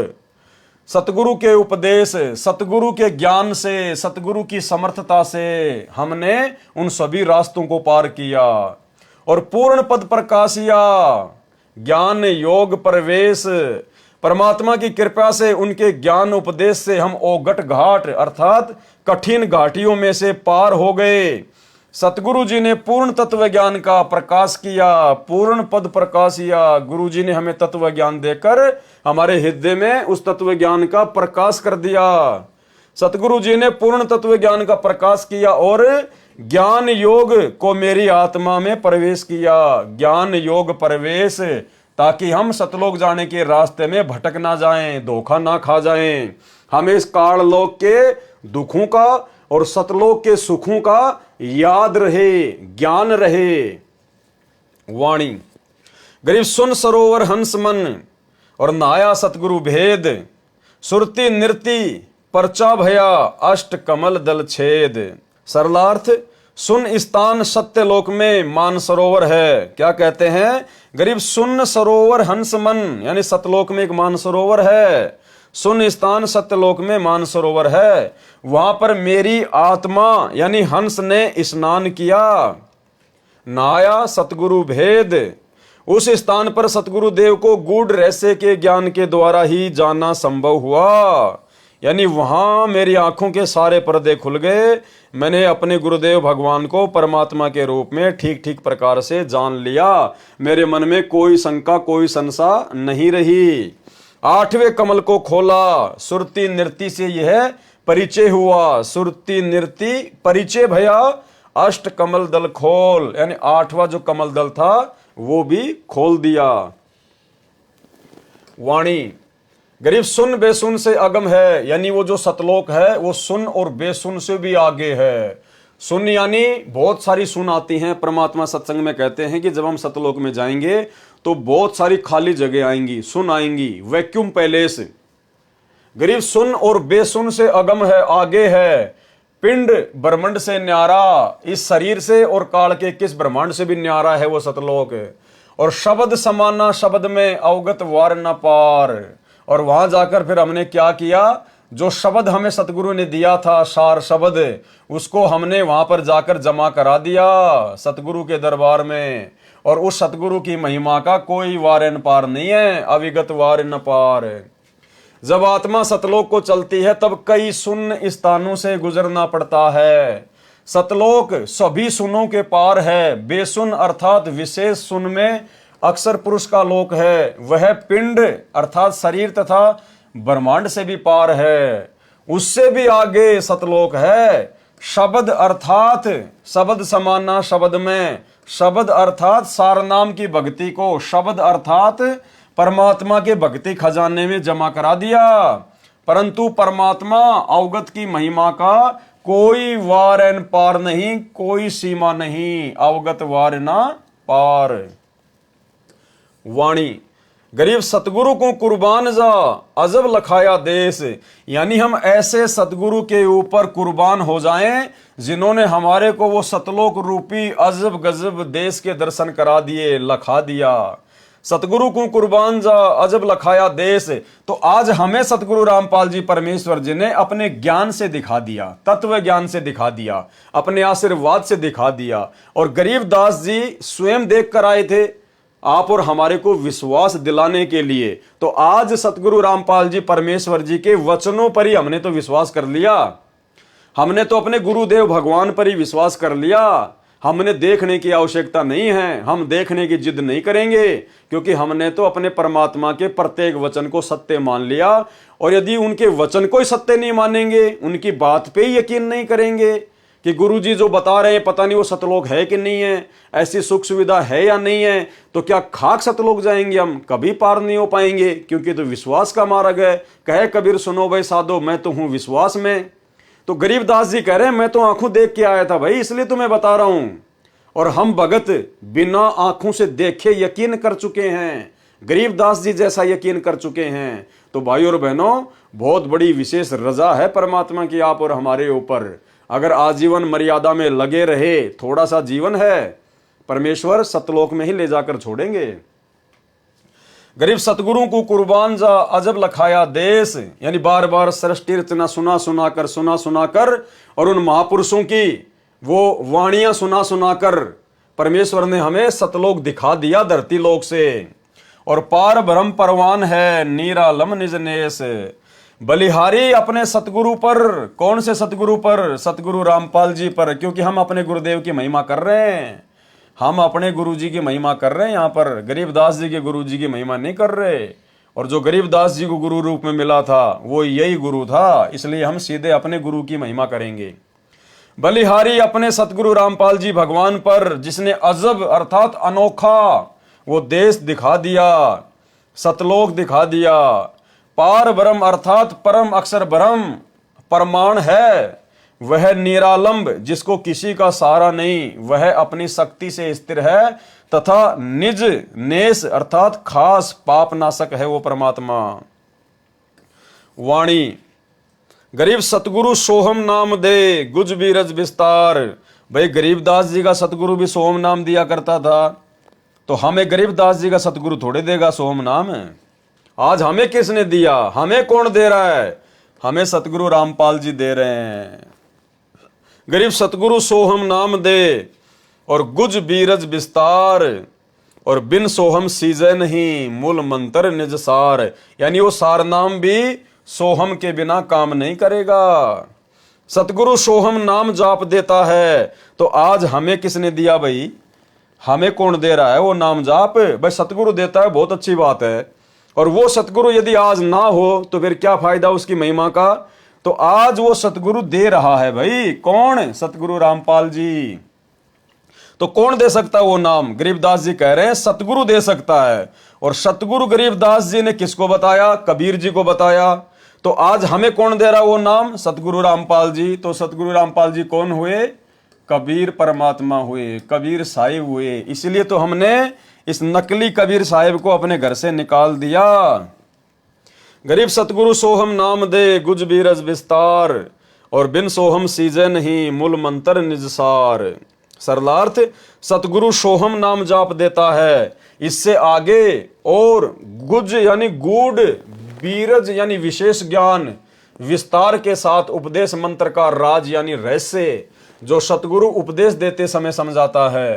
पहले सोहम मंत्र का जाप देता है। सोहम के जाप बिना मूल मंत्र अर्थात सारनाम सीजे नहीं अर्थात लाभ नहीं देता। यानी सारनाम से पहले सतगुरु हमसे सोहम नाम की कमाई करवाएगा, फिर वो सारनाम लेने के बाद फिर हमारी भक्ति आगे बढ़ेगी। वाणी गरीब सोहम सोहम धुन लगे दर्द बंद दिल माही, और सतगुरु पर्दा खोल ही परलोक ले जाही सतलोक ले जाही।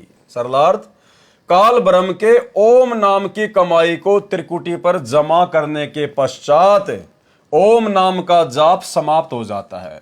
यानी जब हमें मूल कमल से लेकर और सहस्त्र कमल दल तक की कमाई यानी ओम नाम तक की कमाई जब हम धर्मराज के दरबार में जमा करवा देते हैं और जब हमारे को वहां से निकलने का रास्ता दे दिया जाता है 10वां द्वार पार करके, तो फिर ओम नाम की कमाई समाप्त हो जाती है। जो हम सतनाम में 2 मंत्र जाप करते हैं, पहला ओम, फिर वो ओम नाम का जाप नहीं करना होता।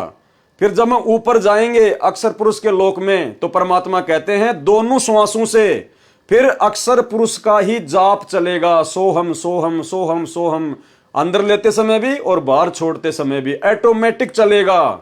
हमें सोचने की जरूरत नहीं है, परमेश्वर का विधान है। जैसे काल की कमाई ओम नाम की वहां छोड़ी और जैसे ही हम अक्षर पुरुष के लोक में प्रवेश करेंगे हमारा सतनाम का जाप ऑटोमेटिक चलेगा, लेकिन ओम नाम हट जाएगा और बाहर छोड़ते समय और अंदर लेते समय सोहम सोहम की धुन लग जाएगी। गरीब सोहम सोहम धुन लगे और दर्द बंद दिल माही, और मीठा मीठा दर्द एक कशक वो तड़प हमारे अंदर ऑटोमेटिक पैदा हो जाएगी फिर सतलोक जाने की। सतगुरु पर्दा खोल ही, सतगुरु ने सारे रास्ते खोल दिए और परालोक ले जाही। क्या कह रहे हैं परमात्मा? काल ब्रह्म के ओम नाम की कमाई को त्रिकुटी पर जमा करने के पश्चात ओम नाम का जाप खत्म हो जाता है, समाप्त हो जाता है। फिर सोहम सोहम ही दोनों श्वासों से प्रारंभ हो जाता है और सारनाम पहले की तरह ऊपर के श्वास से स्मरण होता है। और सारनाम की जो विधि होती है, सारनाम का जो सुमरण होता है वो वैसे ही चलता रहेगा। सुरती नृत्य से जाप चलता है। नाम के सुमरण से हृदय में मीठा मीठा दर्द महसूस होने लगेगा। दर्द बंद दिल माही, फिर सतगुरु सभी द्वारों का पर्दा यानी दरवाजा खोलकर परलोक अर्थात सत्य लोक ले जाएगा। सतगुरु पर्दा खोल ही और सत्य लोक ले जाही, परालोक ले जाही। वाणी गरीब सोहम जाप अजाप है, यानी सोहम का जो जाप है वो जीभ से नहीं करना पड़ता, वो अजाप है। सोहम जाप अजाप है, बिन रसना होए धुन, बिना जीव के उसका सुमरण होता है।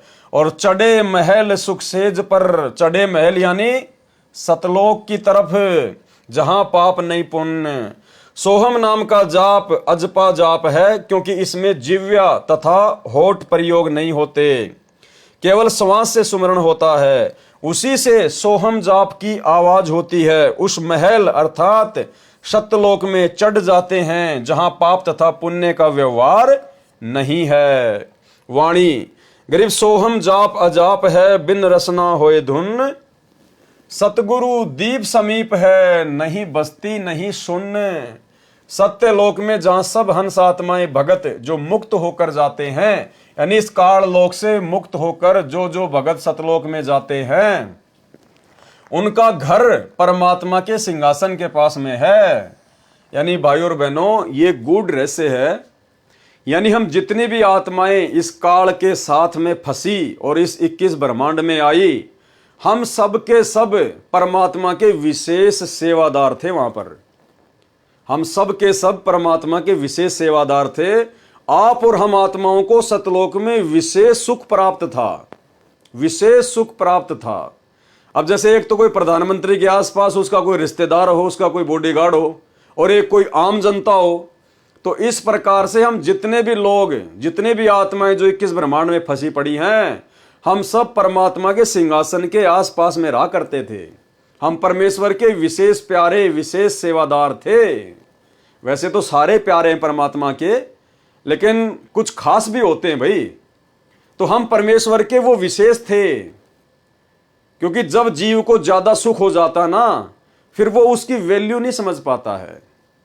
तो हमने वहां पर इतने सुख थे, इतने ठाठ बाट थे, परमात्मा के सिंहासन के आसपास हम रहा करते थे। मिनट मिनट में परमात्मा के दर्शन करना, मिनट मिनट में परमात्मा से आशीर्वाद लेना। जिस प्रकार सतलोक आश्रम बरवाड़ा में जो गुरुदेव भगवान के आसपास रहा करते थे तो वो भी भगत ही, और वो भी भगत थे जो बेचारे पंडाल में चुपचाप जो है वो बैठा रहा करते थे। अब परमात्मा की दृष्टि में तो दोनों बराबर थे, लेकिन ज्यादा सुखी, ज्यादा परमात्मा के प्यारे लोग फिर किसको मानते हैं? जो गुरु जी के पास में रहते थे, गुरु जी के पीछे बंदूकें लेके चलते थे, गुरु जी पे चवर करते थे, बार बार गुरु जी से आशीर्वाद लिया करते थे। तो एक समय एक बिहार से एक माई थी, बूढ़ी बैठी थी बेचारी पंडाल में, माला कर रही थी अपनी बैठी बैठी, आशीर्वाद के लिए लाइन लगी तो वो भी लग गई। अब भगतों की तो होती है, अब गुरु जी के आसपास जो भगत रहते थे, गुरु जी के साथ में चलते थे, कोई बंदूक लेके चल रहा है, कोई चवर कर रहा है, कोई क्या कर रहा है।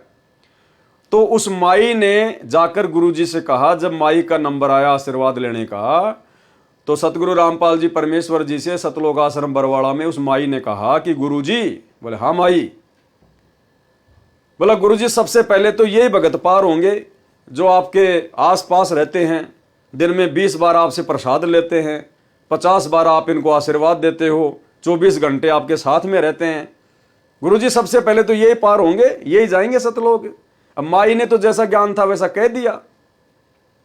तो गुरु जी ने कहा कि माई एक बात बता। बोला जी गुरु जी बताइए। बोला डॉक्टर के सबसे नजदीक कौन सा मरीज रहता है? यानी डॉक्टर सबसे ज्यादा किस मरीज की देखभाल करता है, बार बार किस मरीज को समझाता है? बोला गुरुजी डॉक्टर तो बार बार फटाफट उसी मरीज के पास जाएगा जो ज्यादा सीरियस हो, ज्यादा जो बीमार हो, सीरियस हालत हो, जो कोमा में हो। तो गुरुजी ने कहा कि बेटी ये जितने भी मेरे आसपास घूमते तुम्हारे को बहुत बड़े भगत नजर आ रहे हैं ना, ये बॉडीगार्ड, ये सेवादार, ये सारे के सारे ये कोमा में है, कोमा में ये भयंकर रूप से बीमार हैं। अगर मैं इनको अपने आसपास ना रखूं, ये सेवा ना दूं, तो काल इनको कब का उठा के ले जाए। तो माई की बात समझ में आ गई और गुरुजी ने कहा कि बैठ के अपनी माला कर ले, इस चक्कर में मत पड़ना कि कौन भगत बड़ा है और कौन भगत छोटा है। तो इसी प्रकार हैं तो सारे परमात्मा के प्यारे ही सतलोक में, लेकिन यहां परमात्मा क्या कह रहे हैं? सतलोक में जहां सब हंस आत्माएं भगत जो मुक्त होकर जाते हैं, उनका घर कहां है? परमात्मा के सिंहासन के पास में है। इसलिए गुरुजी हमें बार बार कहते हैं कि तुम्हारा सौभाग्य, तुम्हारी जो किस्मत है वो ब्रह्मा विष्णु महेश के पता नहीं कितना गुना ऊपर है। ब्रह्मा विष्णु महेश की किस्मत तो तुम्हारे पासिंग भी नहीं है। यानी आज हम निकम्मों का नंबर आ गया, जो परमात्मा के सारे ठाट बाट को छोड़कर इस काल के चक्कर में फंस गए थे कि ना जाने यहां से भी ज्यादा सुख देगा हमें वहां पर, यहां गधा कुत्ता बना के गोबर खिला दिया। फिर तो परमात्मा के सिंहासन के पास है, उनका दीप सतलोक में ही भिन्न है। जैसे राजा का महल अलग होता है, परंतु सभी को जैसे सूर्य के दर्शन होते हैं और अपने साथ ही रहता नजर आता है, ऐसे परमात्मा प्रत्येक सतलोकवासी को महसूस होता है। तो भाइयों और बहनों, इसलिए परमात्मा यहां आकर इतना दुख उठाते हैं, क्योंकि हम परमात्मा के विशेष लाडले हैं, विशेष प्यारे हैं, जो सतलोक में उनके आसपास रहा करते थे। और जब जीव को ज्यादा सुख हो जाता ना, वही भ्रमित हो जाता है। तो सतलोक में जो दूर दूर के द्वीप में जो भाई बहन हमारे जो रह रहे थे, वो भ्रमित नहीं हुए, लेकिन हम कुछ ज्यादा ही सुखी थे वहां पर। हम परमात्मा के ज्यादा ही लाडले थे, ज्यादा ही प्यारे थे, इसीलिए परमात्मा हमारे लिए यहां आकर इतना दुखी हो रहा है। तो अब हमने इस बात को समझना चाहिए, जब हमारा बाप सतलोक का सुख छोड़कर और यहां भटक रहा है आप और हमारे लिए, तो फिर हमने तो यहां के दुखों को छोड़ने में देरी करनी नहीं चाहिए। सतलोक में जहां सब हंस आत्माएं यानी भगत जो मुक्त होकर चले जाते हैं, उनका घर कहां है? परमात्मा के सिंहासन के पास में है। उनका दीप सतलोक में ही भिन्न है। जैसे राजा का महल अलग होता है, परंतु सभी को जैसे सूर्य के दर्शन होते हैं और अपने साथ ही रहता नजर आता है, ऐसे परमात्मा प्रत्येक सतलोकवासी को महसूस होता है। वाणी। गरीब सुन्न बस्ती से रहित है, मूल मंत्र मन माही, और जहां हम सतगुरु ले गया, अगम भूमि सत ठाही। मूल मंत्र अर्थात सार नाम को मन में रख लगाकर जाप करने से उस स्थान पर चले जाते हैं। जो सतलोक सब सुनू से बनी बस्ती अर्थात लोकों से रहित है, अर्थात न्यारा है, जहां पर हमें सतगुरु लेकर गया। गरीबदास जी कह रहे हैं हमें कौन लेकर गया? सतगुरु। तो हमें कौन लेकर जाएगा? सतगुरु, ना कि ये कागज की फोटो। वह भूमि अगम अर्थात वह लोक आगे वाला है। सत ठाही यानी सच्चा स्थान, ठाही यानी स्थान, सत ठाही सत्य लोक है। वाणी। गरीब मूल मंत्र निज नाम है, सुरती सिंधु के तीर, और गैबी बाणी अरस में सुर नर धरे न धीर। मूल मंत्र जो सार नाम है उसका जाप सुरती नृत्य से किया जाता है। गरीब मूल मंत्र निज सार है यानी वो वास्तविक नाम है मूल मंत्र, और सुरती सिंधु के तीर यानी सुरती और नृत्य से उसका जाप किया जाता है, बड़े ध्यान से उसका जाप किया जाता है। और गैबी बाणी अरस में जब हम ऊपर जाएंगे तो वहां पर बहुत सारी गैबी बाणी यानी ऐसी ऐसी भयंकर गुप्त आवाजें आएंगी। और सुर नर धरे न धीर, सुर यानी देवता, नर यानी इंसान, ये वहां पर डामाडोल हो जाते हैं। जब ऊपर जाएंगे ना तो गुरुजी ने बताया काल का इतना भयंकर षड्यंत्र है, वो ऐसी ऐसी भयंकर गैबी बाणी यानी गुप्त आवाजें निकालेगा, बिजली जैसी कड़केंगी, भयंकर भयंकर आवाजें होंगी जैसे बादल गरजते हैं। तो ये छोटे मोटे संत ऋषि महात्मा जिनको सतगुरु प्राप्त नहीं होता है, जो कोई तप करके ओम नाम की कमाई करके मनमुखी रूप से जो ऊपर जाते हैं, कहते हैं वो उन आवाजों को सुन के डगमग हो जाते हैं, उनके कालजे फट जाते हैं, वो वापस भग लेते हैं वहां से। गरीब मूल मंत्र निज सार है, सुरती सिंधु के तीर, और गैबी बाणी अरस में सुर नर धरे न धीर। और उस समय में हमने क्या करना है? हमने अपने सार नाम के जाप को निरंतर चालू रखना होता है सुरती नृत्य से। सरलार्थ, मूल मंत्र जो सार नाम है उसका जाप सुरती नृत्य से किया जाता है। सुरती यानी सूक्ष्म दृष्टि, और सिंधु यानी सागर, तीर यानी किनारे। जैसे भव सागर है ऐसे ही सतलोक सागर है, उसके किनारे जाने के लिए सूक्ष्म ध्यान सुरती की आवश्यकता है। वो ऑटोमेटिक लगेगी हमारी, हमने टेंशन लेने की जरूरत नहीं है। गुरुजी जब हमें सार नाम देंगे तो हमें उसकी विधि बताएंगे, और जब हम उस लोक में जाएंगे जहां पर हम जाएंगे ऑटोमेटिक वो सुरती हमारी उस नाम पे ऑटोमेटिक लग जाएगी। हमें घबराने की जरूरत नहीं है, टेंशन लेने की जरूरत नहीं है। ये तो परमात्मा में समझ आ रहा है कि ऐसा ऐसा होता है। गरीबदास जी ने बताया कि मैं गया था भाई वहां पर तो ऐसा ऐसा है। यानी कोई ये सोचे कि हम तो बिना सतगुरु के ही सतलोक चले जाएंगे, तो गरीबदास जी कह रहे कि इस बहम में ना रहना, बहुत बड़ा बखेड़ा है काल का। लेकिन हमें टेंशन लेने की जरूरत नहीं है, चाहे कुछ भी हो, कुछ भी गरजे, कुछ भी बादल फटे, हमारे साथ परमात्मा रहेगा और उनका नाम हमारे साथ में रहेगा। अब जिस प्रकार आपको मान लीजिए, जिस प्रकार आपको दिल्ली से आपको नेपाल जाना है, किस में जाओगे? बस में बैठ के जाओगे। अगर आपको पता है कि ये बस नेपाल की है, कन्फर्म है, और नेपाल की आपने टिकट कटवा रखी है और बस में अपनी सीट पर बैठ गए, तो फिर आपको टेंशन लेने की जरूरत नहीं है। वो बस चाहे उत्तराखंड में चक्कर काट के जाए, चाहे वो राजस्थान में चक्कर काट के जाए, लेकिन आपको तो लोग पहुंचाएगी, क्योंकि आप उसी बस में बैठे हैं जो नेपाल जाने वाली है, और उस बस की टिकट भी आपके हाथ में है, कन्फर्म है। तो फिर आपको टेंशन लेने की जरूरत नहीं है, डरने की जरूरत नहीं है, बार बार खिड़की से मुंह निकाल के देखने की जरूरत नहीं है। वो आपको नेपाल ही जाके छोड़ेगी। अरस यानी आकाश में बहुत सी गैबी वाणी अर्थात रहस्यमय आवाजें होती हैं, उनसे उन भक्तों को भय उत्पन्न होता है जिनके पास सार नाम नहीं होता है, जो मनमुखी होते हैं, जिनके पास सार नाम नहीं होता है, सच्चा नाम नहीं होता है, वो डर जाएंगे। वे सुर अर्थात देवता, नर अर्थात जो पूर्व जन्म की भक्ति से बिना गुरु से ध्यान लगाकर समाधिस्थ हो जाते हैं, वे भयभीत हो जाते हैं क्योंकि उनके पास सार नाम नहीं होता। वाणी। गरीब अजब नगर में ले गया हमको सतगुरुआन, अजब नगर यानी सतलोक में लेकर गया कौन? हमको सतगुरु आन, सतगुरुदेव भगवान आकर हमें कहां ले गए? अजब नगर में सतलोक में, और झिलके बिंब अगात गति, हम सूते चादर तान। हम तो निश्चिंत होके सो गए। गरीबदास जी कह रहे हैं कि अपनी आंखों से देख के आया हूं और वहां जाके आया हूं, सारे ठाट बाट सारे सुख देख के आया हूं, घूम के आया हूं, और नीचे के ब्रह्मा विष्णु महेश और अक्षर पुरुष देवी देवता ब्रह्मा विष्णु महेश सबसे मिल के आया हूं। बिल्कुल कन्फर्म है जो गुरुजी बता रहे हैं वो। तो आप और हमें विश्वास दिलाने के लिए गरीबदास जी ने इतना ये प्रयास किया, ये वाणियां लिखवाई कि भाई आप पिछली पीढ़ी वाले भक्तों को 100% यकीन हो जाना चाहिए सतगुरुदेव भगवान के सत्संगों पर, उनके वचनों पर, कि जो सतगुरु रामपाल जी भगवान कह रहे हैं, सूरज पूर्व की बजाय पश्चिम में उदय हो सकता है, लेकिन संत रामपाल जी के मुख से निकला हुआ वचन झूठा नहीं हो सकता। इतना दृढ़ विश्वास हमें हो जाना चाहिए। गरीब अजब नगर में ले गया हमको सतगुरु आण, और झिलके बिंब अगाध गति, सूते चादर ताण। सरलार्थ, सतगुरु जो पूर्ण ब्रह्म जी हैं। कौन कह रहे हैं? गरीबदास जी। क्या कह रहे हैं? कि मुझे जो सतगुरु मिले थे वो कौन है? पूर्ण ब्रह्म जी, अर्थात पूर्ण परमात्मा। तो भाई वो गरीबदास जी के ही सतगुरु तो आज हमें मिले हैं, कबीर जी। तो कौन है ये? पूर्ण ब्रह्म जी, पूर्ण परमात्मा। सतगुरु जो पूर्ण ब्रह्म जी हैं, वे जिंदा बाबा के रूप में सत्यलोक से पृथ्वी पर आकर मुझे अजब नगर, अद्भुत नगर अर्थात सतलोक में लेकर गए। वहां पर अनोखी झिलमिल हो रही थी, झिलके बिंब अगात गति।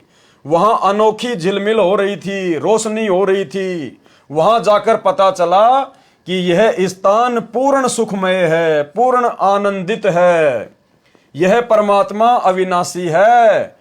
इनका दिया ज्ञान तथा भक्ति की साधना सत्य शास्त्र अनुकूल है। अब मुझे विश्वास हो गया कि मेरा कल्याण निश्चित है। सूते चादर तान, इसलिए सूते चादर तान अर्थात चादर तान कर सोने का भावार्थ है जिस व्यक्ति ने उस दिन का सारा काम समाप्त कर लिया हो, तो वह चादर ओढ़कर यानी कोई भी कपड़ा ओढ़कर सो रहा हो, तो अन्य व्यक्ति आकर कहे और पूछता है कि सारा कार्य कर लिया? लगता है कोई कार्य शेष नहीं रहा, इसीलिए तो चादर तान कर सो रहा है, रजाई ओढ़ कर सो रहा है। चादर तान कर सोना मतलब निश्चिंत होकर रहना। तो हमें विश्वास दिला रहे हैं गरीबदास जी महाराज कि मैं जो तुम्हें कह रहा हूं बिल्कुल कन्फर्म है। हम देखा सो साच है और सकल परपंच, और जो देखा वही गरीबदास जी ने वाणी में लिखवाया। तो हम भक्तों को बिना सतलोक देखे, और भाई और बहनों हम जितने भी साथ संगति से भाई बहन जुड़े हुए हैं, आप और हमें अच्छे से पता है, अंदर से पता है कि हमने कभी सौपन में भी नहीं सोचा कि हमारे गुरुजी हमें सतलोक के दर्शन जो है वो करवा कर लाएं। हम भक्तों ने कभी सौपन में भी नहीं सोचा कि हमारे गुरुजी संत रामपाल जी जब हमें सतलोक के दर्शन करवा कर लाएंगे सपने में या वैसे, तब हमें विश्वास होगा कि हाँ सतलोक है। नहीं, हमने तो कभी सपने में भी नहीं सोचा कि हमारे गुरुजी हमें सतलोक दिखाएंगे तब मानेंगे। हमने तो शुरू से ही अपने गुरुजी के वचनों पर यकीन कर लिया, विश्वास कर लिया। हम लोगों के इंटरव्यू देखते हैं कि गुरुजी रात में आए और मेरी आत्मा को सतलोक में ले गए, मुझे आम खिलाया, मुझे अमरूद खिलाया, मुझे वहां पर घुमाया, ब्रह्मा विष्णु महेश दिखाए, मुझे तपतशिला दिखाई। ये तमाम प्रकार के इंटरव्यू देखने के बाद भी हम सत्सेवकों के मन में कभी नहीं आई कि गुरुजी हमें भी सतलोक दिखाएं। भाई और बहनों, इसीलिए तो परमात्मा कहते हैं कि गोता मारूं सुर्ग में और जा बैठूं पाताल, और गरीब दास ढूंढता फिरूं अपने हीरे मोती लाल। साध संगति से जुड़े हुए भाई बहन वो हीरे मोती लाल हैं जिन्होंने अपने गुरुजी के वचन पर ही विश्वास कर लिया। गुरुजी ने कहा सत्य, और एक सत्संग में परमात्मा ने कहा कि सच्ची आत्माओं की यही पहचान होती है। जो उसके बाप ने बोल दिया उसने यकीन कर लिया। उदाहरण दिया गुरुदेव भगवान ने कि बाप अपनी जवान बेटी का रिश्ता तय करके आता है और शाम को घर आकर बताता है कि लड़का ऐसा है, ऐसा ऐसा सुंदर है, ऐसा ऐसा उसके मकान है, ऐसी ऐसी उसके जमीन है, तो वो बेटी अपने बाप के मुंह से सुनकर ही यकीन कर लेती है। वो बेटी अपने बाप से ये नहीं कहती कि मुझे दिखा के लेके आ, क्योंकि उस बेटी को अपने बाप पे यकीन है कि मेरा बाप जो भी कुछ करेगा मेरे अच्छे भविष्य के लिए करेगा। वो बेटी कोई प्रश्न चिन्ह नहीं उठाती, कोई सवाल नहीं करती, कोई ऑब्जेक्शन नहीं करती, और उसको पक्का विश्वास होता है कि जैसा मेरे बाप ने कहा वैसा ही मुझे वहां का घर बार मिलेगा, मुझे मेरा होने वाला पति मिलेगा। तो भाइयों और बहनों, ये अच्छी आत्मा की पहचान बताई परमात्मा ने। तो ये केवल साध संगत से जुड़े हुए भाई बहन हैं, जिन्होंने कभी सौपन में भी ये नहीं सोचा, कभी भी ये जिद नहीं करी कि गुरुजी हमें भी सतलोक दिखा कर लाएं। अरे हमारे बाप सतलोक से तो आए, ये सतलोक के तो राजा हैं, सतलोक के शहंशाह हैं, और ये तो सतवादी है, झूठ तो इनके आसपास भी नहीं है। सतवादी के चरणों की मैं सिर पर डारूं धूर, और 84 निश्चय मिटे पहुंचूं तख्त हजूर। अगर हम अपने बाप पर ही शंका करेंगे तो लाख जन्म भी सतलोक नहीं जा पाएंगे। तो आप और हम वो आत्मा हैं जिन्होंने सतगुरु के वचन पर विश्वास किया, और उसका ये परिणाम मिला, उसका ये फल मिला कि सतगुरु ने हमें सतलोक जाने के ट्रेनिंग सेंटर साध संगति से जोड़ दिया। वाणी गरीब अगम अनाहद दीप है, अगम अनाहद यानी आगे के लोगों के आगे वो दीप है, सतलोक है। अगम अनाहद लोक, अगम अनाहद गवन है, अगम अनाहद मोख। यानी भाइयों और बहनों, ये जो वाणियां हैं, ये जो शब्द हैं, ये कई बार जब हम इनको रिपीट करेंगे, पढ़ेंगे, तब जाके इनका सरलार्थ हमारे समझ में आएगा। तो अगर किसी भाई बहन को अगर एक बार में इनका ये सरलार्थ अगर समझ में नहीं आता है, अगम अनाहद दीप है, अगम अनाहद लोक, अगम अनाहद गवन है, अगम अनाहद मोख, यानी मुझ पवनदास को ही नहीं आ रहा। इसीलिए तो परमात्मा अंतर्यामी ने इसका सरलार्थ किया है। अगर गुरुदेव भगवान के द्वारा किए गए सरलार्थ को भी यदि हम 20% भी समझ लेंगे, 100% किए हुए सरलार्थ को यदि 20% भी समझ लेंगे ना, तो भी हमारी मानता है, क्योंकि ये बहुत गूढ़ रहस्य युक्त वाणियां हैं। ये ना सोचना कि पवनदास को तो सारी याद हैं, पवनदास को याद नहीं है। पवनदास तो परमात्मा के द्वारा जो सरलार्थ किया गया है, और जितना परमात्मा ने मुझे बुद्धि बख्शी है, थोड़ा बहुत मैं तो उसी आधार से आप लोगों को बता रहा हूं, समझा रहा हूं, साथ संगति हो रही है। तो कोई ये ना सोचे कि यार मेरी समझ में नहीं आ रहा, तुम दिमाग पे ज्यादा टेंशन नहीं लेना, ज्यादा जोर मत डालना दिमाग पे। ये वाणी समझ में आए ना आए, इनका सरलार्थ हमारे को पूरा का पूरा समझ में आए ना आए, इस बात से कोई फर्क नहीं पड़ता। ये स्वयं सिद्ध वाणियां हैं। जैसे कोई व्यक्ति किसी से जादू जंत्र मंत्र करवाता है, और वो व्यक्ति उसको एक ताबीज दे देता है, और वो ताबीज को यहां पर बांध लेता है। अब वो ताबीज को बार बार देखने की जरूरत नहीं है, उसको खोलने की जरूरत नहीं है, उसने जंत्र मंत्र डाल के उस ताबीज में डाल रखा है, बस हमने केवल बांध के रखना है, वो ताबीज अपना काम पूरा करेगा। हालांकि हमने नहीं बांधना, हम तो इन पाखंड से दूर हैं।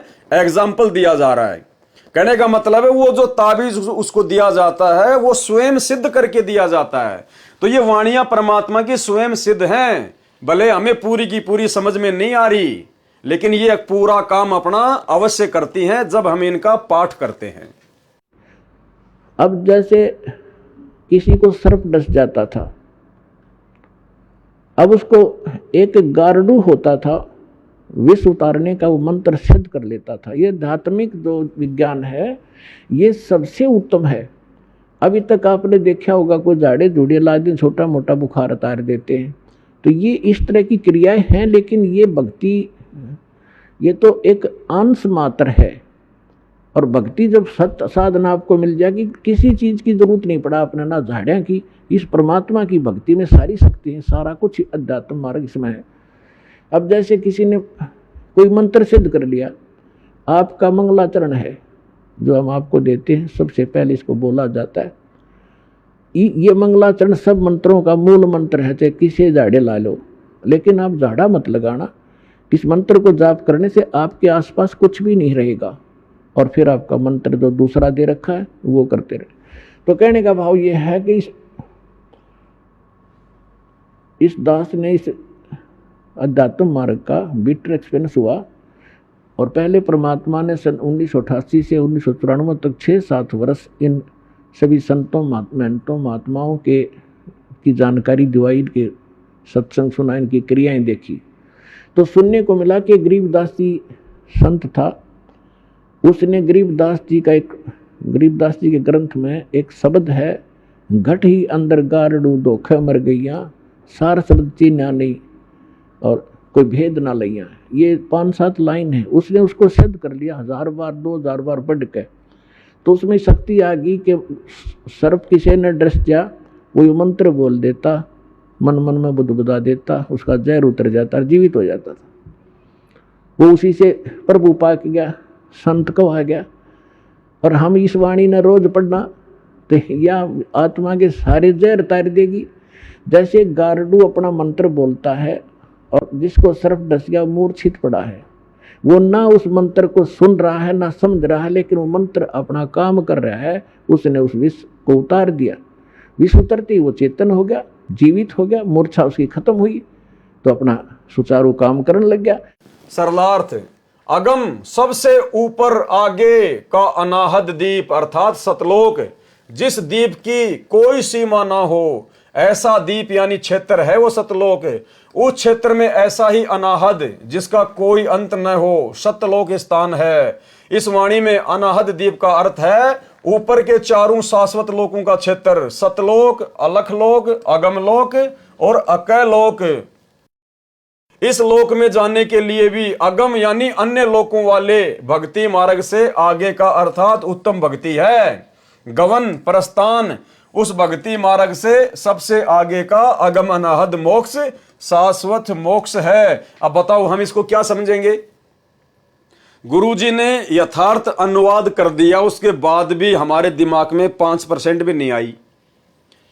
तो इसका निष्कर्ष ये है, परमात्मा कह रहे हैं कि सबसे पहले तो हम यहां से जो आगे का लोक है, जो अगम लोक है, अगम दीप है, सतलोक, हम वहां जाएं। और वहां जाने के बाद फिर ऊपर के जो 3 लोक और हैं, सतलोक के ऊपर अगम लोक, अलक लोक, अकय लोक, फिर वहां जाने के लिए भी भक्ति करनी पड़ती है। वैसे तो सतलोक में ही सारे सुख हैं, भले आप ऊपर की भक्ति ना करो, वहां आपका जन्म मरण नहीं होगा, बुढ़ापा नहीं होगा, कोई रोग नहीं होगा, किसी प्रकार की कोई कमी नहीं होगी, कोई काम नहीं करना पड़ेगा। लेकिन यदि उससे भी आगे जाना चाहो, उससे भी ज्यादा सुख प्राप्त करना चाहो, तो फिर उन आगे के लोकों की भी सतलोक में जाने के बाद में भक्ति करनी पड़ती है। वो तुम्हारी मर्जी, चाहे करो चाहे ना करो, इसका फाइनल रिजल्ट ये है। और आपको विश्वास दिलाने के लिए गुरु जी का छोटा सा एक सत्संग भी सुना देता हूं, जिसमें परमात्मा ने यही बातें बताई है। सतलोक में जाकर सुरता संकट कट जा सारे, अलख लोक और अगम लोक के, यानी सतलोक में जाकर के फिर अलख अगम लोक को और सतनामी को हम वहां जाकर के प्राप्त करेंगे। वहां अलग से वहां भक्ति, हम चाहेंगे ऊपर जाना तो वहां भक्ति करेंगे, नहीं तो सतलोक में। जैसे वहां इस लोक ने छोड़कर आज जी को ना, और ये तो छूटे भीगा, तो वहां तो इतना आनंद हो जाएगा, वो आपकी इच्छा आगे ऊपर चलना या ना चलना, सतलोक तक जाने के बाद कोई कष्ट नहीं है, फिर पुनर्जन्म नहीं है। अनामी लोक में जाने के बाद फिर वहां आत्मा और परमात्मा एक हो जाते हैं, आत्मा परमात्मा में समा जाती है। लेकिन सतलोक, अलखलोक और अगम लोक में वहां आत्मा और परमात्मा का अलग अस्तित्व है।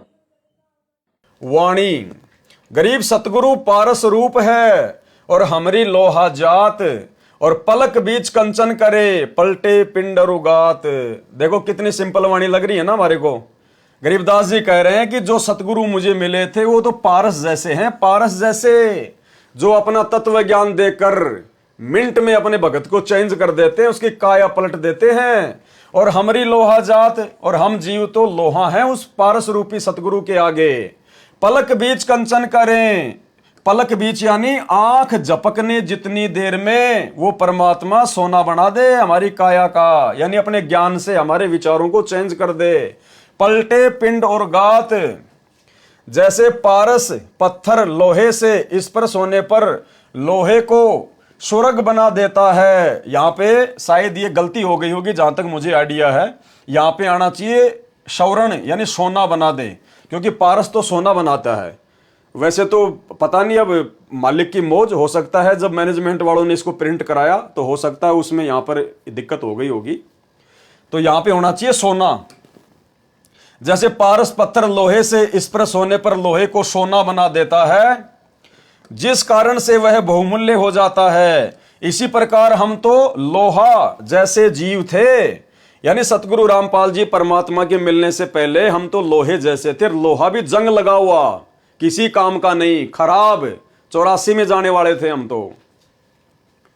सतगुरु का ज्ञान, नाम तथा आशीर्वाद पारस जैसा है, जिसने हमारे को भगत रूपी सोना बना दिया, श्रवण बना दिया। किसने? पारस रूपी सतगुरु रामपाल जी परमेश्वर जी ने हमारा पिंडरुगात अर्थात शरीर ही पलट दिया, अर्थात बुराई छुड़वाकर सत्य भक्ति पर लगाकर जीव का उद्धार कर दिया। वाणी, गरीब हम तो लोहा कठिन है और सतगुरु बने लुहार। यानी हम तो बहुत ही ज्यादा जो है बिगड़े हुए जीव थे, बिल्कुल घटिया स्तर के जीव, और सतगुरु बने लुहार। सतगुरु भी एक नंबर का लुहार निकला, मार मार के थोड़े अपने तत्व ज्ञान के, मार मार के चोट, फिर गर्म किया, फिर थोड़े मारे, बार बार सृष्टि रचना सुनाई, बार बार ज्ञान सुनाया।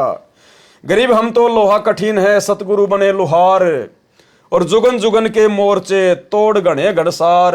जुगन जुगन के मोर्चे, असंख्य युगों के हमारा वो अज्ञान, वो मैल जो हमारी आत्मा पे चढ़ा हुआ था, मालिक ने मार मार के हथौड़े, वो घण मार मार के हमारे को कोमल कर दिया। गरीब हम तो लोहा कठिन है, सतगुरु बने लुहार, और जुगन जुगन के मोर्चे तोड़ घणे घनसार। किसने किया? समर्थ सतगुरु रामपाल जी भगवान ने। इनके बिना कोई भी जीव की काया पलट नहीं कर सकता, अवगुणी जीव को सद्गुणों में तब्दील नहीं कर सकता। आप और हम कितने नीच थे, कितने घटिया थे, कितने बिगड़े हुए थे, कितनी गंदी सोच थी, कितनी घटिया मानसिकता थी, अपने स्वार्थ से ऊपर कुछ देखा ही नहीं करते थे। और आज देखो परमात्मा ने बिल्कुल सोना बना दिए, सोना। तो कौन कर सकता है भाई? ये केवल पारस रूपी सतगुरु कर सकता है, ये असली लोहार कर सकता है। गरीब हम तो लोहा कठिन है, सतगुरु बने लुहार, और जुगन जुगन के मोर्चे तोड़ घड़े घनसार। अन्य उदाहरण दिया है कि सतगुरु तो लोहार समान है, हम लोहा थे, यानी सतगुरु तो लोहार के समान और हम थे लोहा। लोहा भी जर युक्त, यानी बिल्कुल घटिया क्वालिटी का लोहा, जर लगा हुआ। कठिन अर्थात अहंकार से युक्त, भक्ति रहित थे। सतगुरु जी ने हमारे ऊपर सत्संग वचनों के बाण मारकर हमारा अहंकार तोड़ दिया, तथा जो युगों युगों का जन्म मरण का मोर्चा तैयार किए हुए थे वह समाप्त कर दिया, अर्थात 84 वाला सारा झंझट ही समाप्त कर दिया। वाणी, गरीब हम पशुआं जनजीव हैं, हम तो जानवर के जैसे हैं, जानवर के जैसे। और सतगुरु जात भिरंग, और सतगुरु उस कीड़े की तरह है, उस भौरे की तरह है, जो भगत को अपने संपर्क में लेकर अपने जैसा बना देता है, भिरंग भिरंग करके। और मुर्दे से जिंदा करे, पलट धरत है अंग। भक्ति का ज्ञान न होने के कारण हम तो पशु के तुल्य जीवन जी रहे थे। सतगुरु जी ने बार बार सत्संग सुनाकर अपने जैसा बना लिए।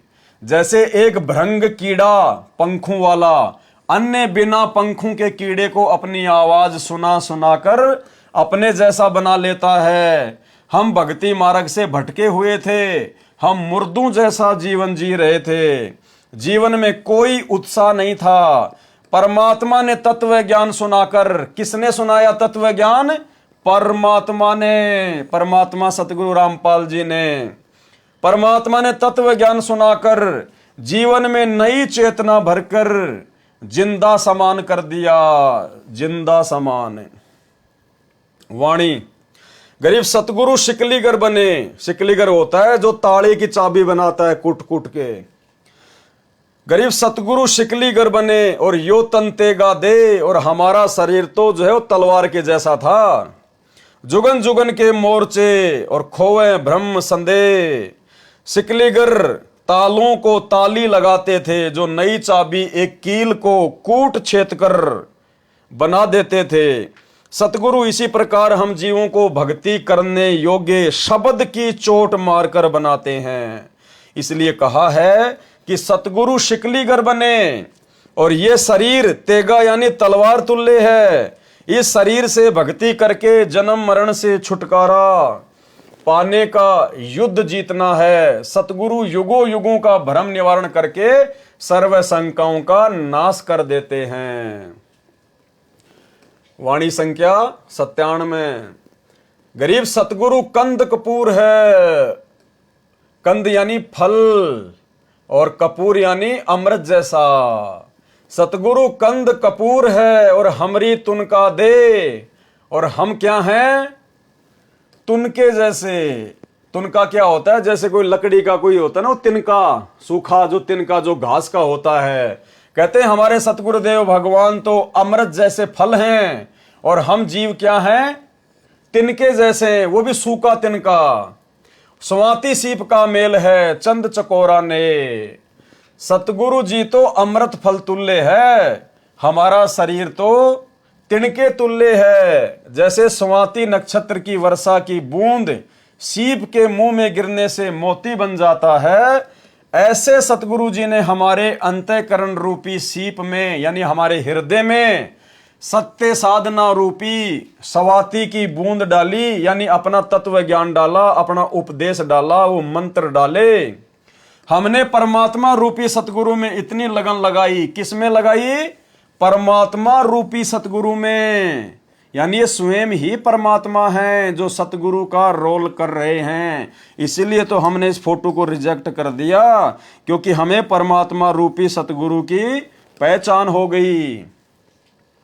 हमने परमात्मा रूपी सतगुरु में इतनी लगन लगाई जैसे चकोर पक्षी चांद को देखने में लगाता है। गुरुदेव भगवान ने बताया कि एक चकोर नाम का पक्षी होता है जिसको चांद से बेहद लगाव होता है, बेहद प्रेम होता है। और वो चकोर नाम का पक्षी शाम के समय क्या करेगा? किसी ऐसे पेड़ पर बैठेगा जिसके ज्यादा टहनियां नहीं होती है, जिसके ज्यादा पत्ते नहीं होते हैं, सूखा पेड़ देखता है, ताकि मेरे और चांद के बीच में कोई डिस्टरबेंस ना हो। और जैसे चांद उगेगा एक टक उस पे नजर लगा लेगा, हटाएगा नहीं। और जैसे जैसे चांद ऊपर को आएगा वो बैठा बैठा उस पे नजर रखेगा, यूं यूं नजर रखेगा।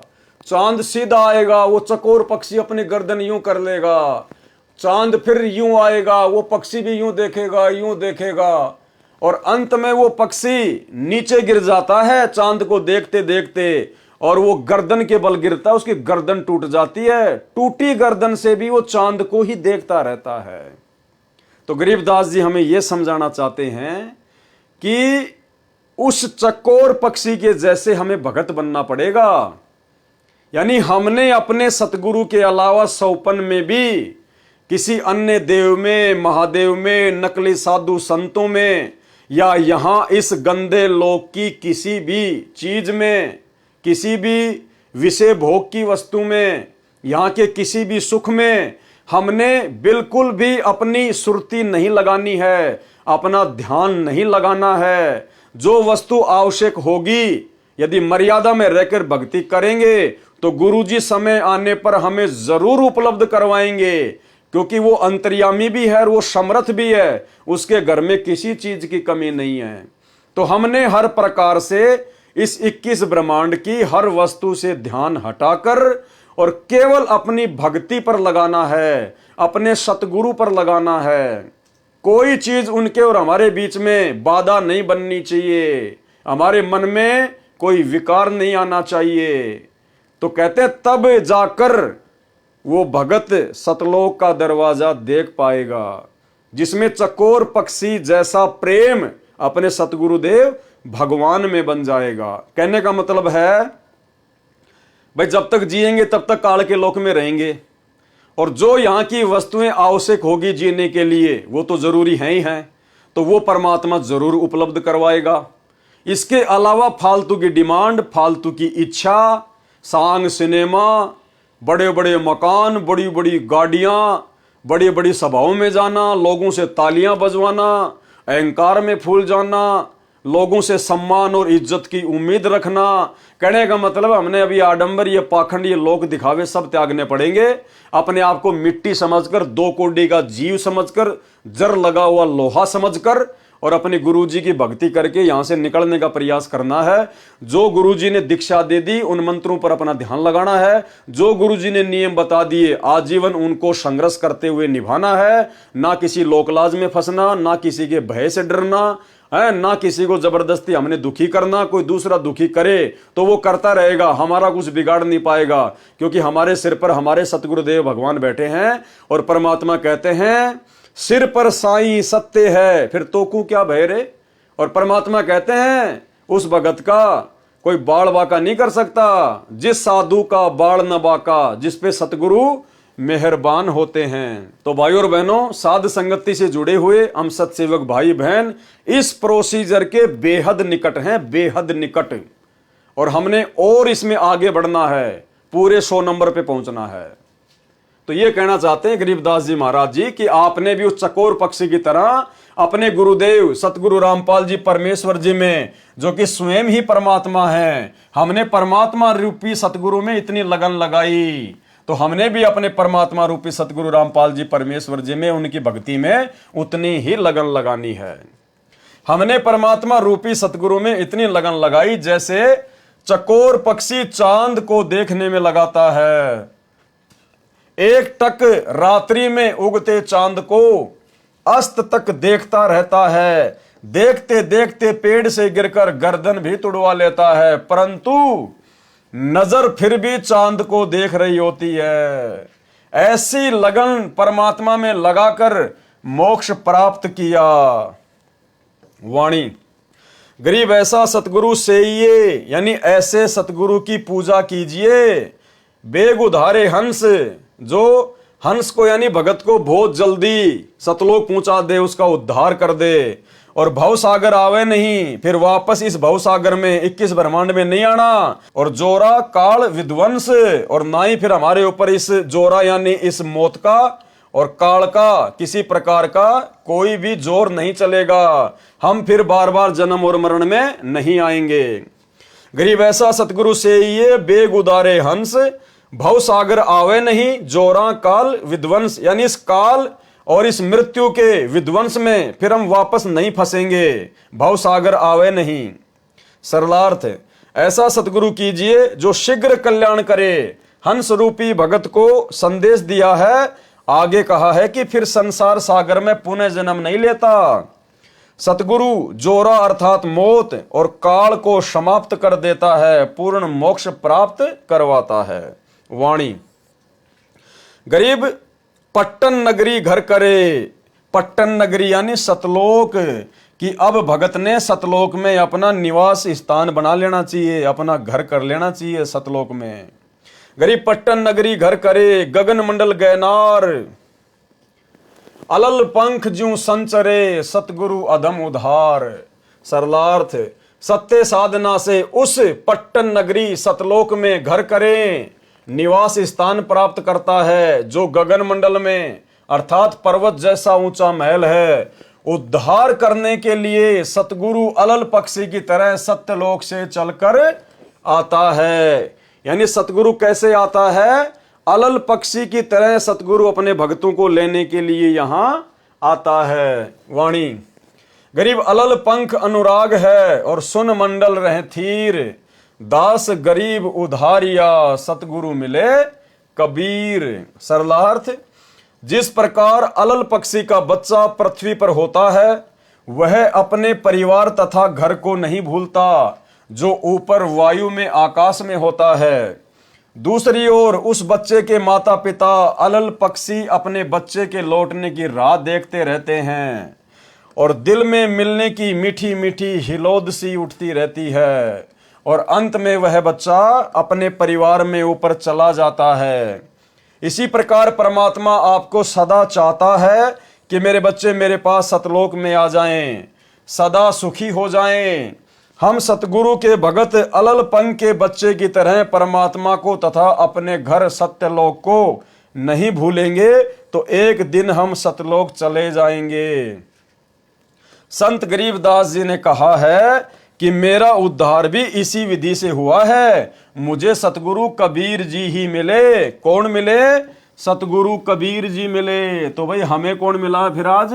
वही सतगुरु कबीर जी मिला है। इसलिए हमने इस कागज की फोटो को सतगुरु मानना छोड़ दिया है। तो भाई और बहनों, आज के वीडियो में केवल इतना ही। कल रात्रि 9 बजे जो वीडियो लाइव चलेगा उसमें फिर हम आगे से शुरू करेंगे, जो कि साहिब कबीर जी की वाणी गुरुदेव के अंग से शुरू होगा। तो भाई और बहनों, बहुत बड़ी दया है, बहुत बड़ी मेहर है परमात्मा की। और जब तक हमारे गुरुदेव भगवान हिसार जेल से नहीं आ जाते हैं तब तक वे यही चाहते हैं कि मेरे बच्चे इसी प्रकार से अपने विश्वास को दृढ़ करके भक्ति मार्ग पर लगे रहे। उसके लिए परमात्मा ही सारी योजना तय करता है। ये परमात्मा की योजना के तहत ही ये भक्ति बोध पुस्तक का सरलार्थ किया जा रहा है। सरलार्थ के ऊपर वीडियो बनाए जा रहे हैं ताकि हम भक्तों का जी लगा रहे, हमारा मन परमात्मा के चरणों में लगा रहे। गुरुदेव भगवान चाहते हैं जब तक मैं हिसार जेल से अपना मिशन पूरा करके, अपनी लीला पूरी करके वापस नहीं आ जाता हूं, तब तक आप मेरे हीरे मोती लाल, मेरे बच्चे इसी प्रकार से मेरे सत्संगों के ऊपर, मेरी पुस्तकों के ऊपर ज्ञान चर्चा करके, साध संगति के माध्यम से अपने विश्वास को दृढ़ बनाकर भक्ति मार्ग पर लगे रहना। काल तुम्हें डगमग करने का प्रयास करेगा, क्योंकि आने वाले समय में भाई और बहनों परिस्थितियां बिगड़ेंगी और वो समय अब बहुत बेहद दिन ब दिन नजदीक आता जा रहा है। क्योंकि 2028 का समय आप सबको पता है। ज्ञान गंगा पुस्तक में नास्त्रदमस की भविष्यवाणी में स्वयं सतगुरु रामपाल जी परमेश्वर जी ने युग परिवर्तन का समय निर्धारित किया हुआ है। और उस युग परिवर्तन से पहले भाई और बहनों परमात्मा का आना भी मुश्किल है, क्योंकि उस समय से पहले दुनिया को परमात्मा की आवश्यकता ही नहीं पड़ेगी। जब परिस्थितियां बिगड़ेंगी, ये काल और दुर्गा चारों तरफ से दुनिया को घेर लेगी। क्योंकि आभास तो उनको भी हो गया कि भाई वो परमात्मा धरती पर आया हुआ है। अब वो पहचान नहीं पा रहे, ये बात अलग है, क्योंकि सतगुरु तो समर्थ है। वो तो जिसको चाहेगा उसको अपना हाथ पकड़वाएगा, अपनी पहचान करवाएगा। अब जैसे सतगुरु की शरण में आने के बाद ही वो लाखों की संगत जो सतलोक आश्रम मैनेजमेंट हरियाणा से जुड़ी हुई है, वो ही अपने भगवान को नहीं पहचान पा रही। सतगुरु को तो अपना गुरु मान रही है और कागज की फोटो को भगवान मान रही है। उन आश्रमों में इस कागज की फोटो का प्रकट दिवस मनाया जाता है। तो सतगुरु ने जिसको शरण में ले लिया, अपना भेद बता दिया। जब वो लाखों भगत ही सतगुरु को नहीं पहचान पा रहे तो काल बेचारा कहां से पहचानेगा। और परमात्मा ने जिन अपने बच्चों से अपनी पहचान करवानी थी उनको सत्संगति से जोड़ दिया। तो भाई और बहनों, समय विनाशक है, समय खतरनाक है। ये दुनिया तो देखो अपनी टांग तुड़वा कर मानेगी, और दुनिया की हम कोई गलती भी नहीं कह सकते, क्योंकि दुनिया को वो ज्ञान नहीं है जो ज्ञान गुरुजी ने आप और हमें दे दिया। तो भाई उनके जैसे संस्कार, उनके भक्ति संस्कार इतने मजबूत नहीं है कि भाई उनको परमात्मा अपनी शरण में ले सके। तो कहने का मतलब है उस 8.5 अरब की जनसंख्या वाली दुनिया से और सतगुरु रामपाल जी परमेश्वर जी ने जिन लाखों को, करोड़ों को अपनी शरण में ले लिया, उन भक्तों में से सबसे विशेष आत्माएं, सबसे अच्छी आत्माएं परमात्मा ने साध संगति से जोड़ रखी है। इस बात का हमें कोई अहंकार या कोई अभिमान नहीं होना चाहिए, बल्कि हमें खुशी होनी चाहिए। और यह बात पता होने के बाद हमने उन सबसे ज्यादा मर्यादाओं पर ध्यान देना है कि ये परमात्मा, आपने जब इतनी बड़ी दया कर दी तो मुझ नीच ने भी आपके प्रत्येक वचन पर पूरी दृढ़ता के साथ में चलना है, खरा उतरना है। जब गुरुजी ने हमारे ऊपर इतना विश्वास किया है और छांट छांट कर साथ संगति से जोड़ा है, तो हमने गुरुदेव भगवान के विश्वास को तोड़ना नहीं है। जैसे हमारे गुरुदेव हैं और जैसा गुरुदेव भगवान आप और हमें भगत बनाना चाहते हैं, विनम्र, आधीन, प्रेमी, सच्चे मुच्चे, उसी प्रकार से भाई और बहनों हमने भगत बनना चाहिए। हमने कोशिश शुरू कर देनी चाहिए।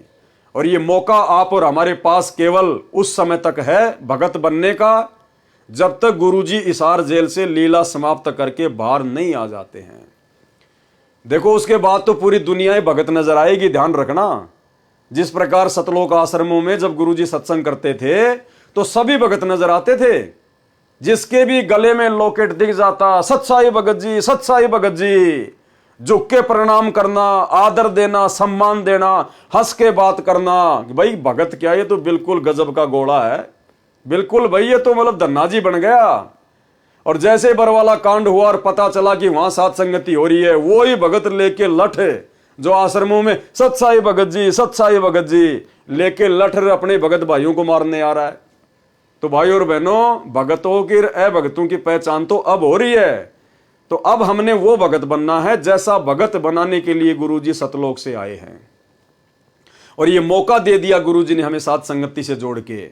और अब भी यदि हम नहीं समझेंगे, और थोड़ा बहुत जीवन हमारा, किसी का 20 साल, किसी के 25 साल, किसी का 30 साल, इतना ही है, क्योंकि 60-70 साल की तो उम्र ही है इंसान की अब, और 30-40-50 साल के हम हो गए, और ज्यादा से ज्यादा 20-25 साल जी लेंगे, इससे ज्यादा जीवन नहीं है। चलो 100 वर्ष मान लो कि भाई मैं 100 साल जीऊंगा। पहली बात तो ज्यादा जीवन जीने की इच्छा रखने वाला महामूर्ख भगत है। ये ज्ञान लेने के बाद तो ये होना चाहिए कि परमात्मा आज ही आ जाओ और आज ही ले चलो, क्योंकि बाकी तो परमात्मा संभालेगा बच्चों को, जो पूरी दुनिया संभाल रहा है। और भगत के बच्चों को तो परमात्मा विशेष तौर पर संभालेगा, अपने हाथों में रखेगा, परमात्मा गारंटी देता है। तो उसके बाद हमारी तो परमात्मा की वाणी के अनुसार पूरी इच्छा हो जानी चाहिए कि जीवन तो थोड़ा ही भला जय सत सुमरण होए, और लाख बरस का जीवना लेख धरे न कोई। तो भाई और बहनों, हमने तो इस कदर तैयार रहना है कि जैसे अगर आज गुरुजी आ जाएं अचानक कि चल बेटा सतलोक, तो भले पैर में चप्पल नहीं है, चप्पल भी पहनने की नहीं सोचनी, तन पे कपड़े हैं या नहीं हैं, पीछे बेटा बीमार है, बेटी बीमार है, या कोई काम बिगड़ रहा है, कोई मकान का काम चल रहा है, कुछ नहीं देखना, पीछे मुड़ के नहीं देखना। जब गुरुजी सामने खड़े विमान लेके और कह रहे हैं कि बेटा आ जा, तो नंगे पैर दौड़ के जहाज में बैठ जा। इस कदर हमने तैयार रहना है, तभी बात बनेगी भाई और बहनों। तो आज के यथार्थ भक्ति बोध के सरलार्थ में केवल इतना ही। कल रात्रि 9 बजे अगले वीडियो में गुरुदेव भगवान के आशीर्वाद से फिर हाजिर होंगे। और यदि आप नए जुड़े हैं इस वीडियो में, तो भाई और बहनों, जब तक आप पहले के 4-5 वीडियो नहीं देखोगे, जिनके लिंक ऊपर टाइटल में दिए हुए हैं, तब तक आपको ये बातें समझ में नहीं आएंगी। तो कल फिर मिलेंगे परमात्मा के आशीर्वाद से। गुरुदेव भगवान से आशीर्वाद लेते हैं, इजाजत लेते हैं। बंदी छोड़ सतगुरु रामपाल जी परमेश्वर जी की जय हो।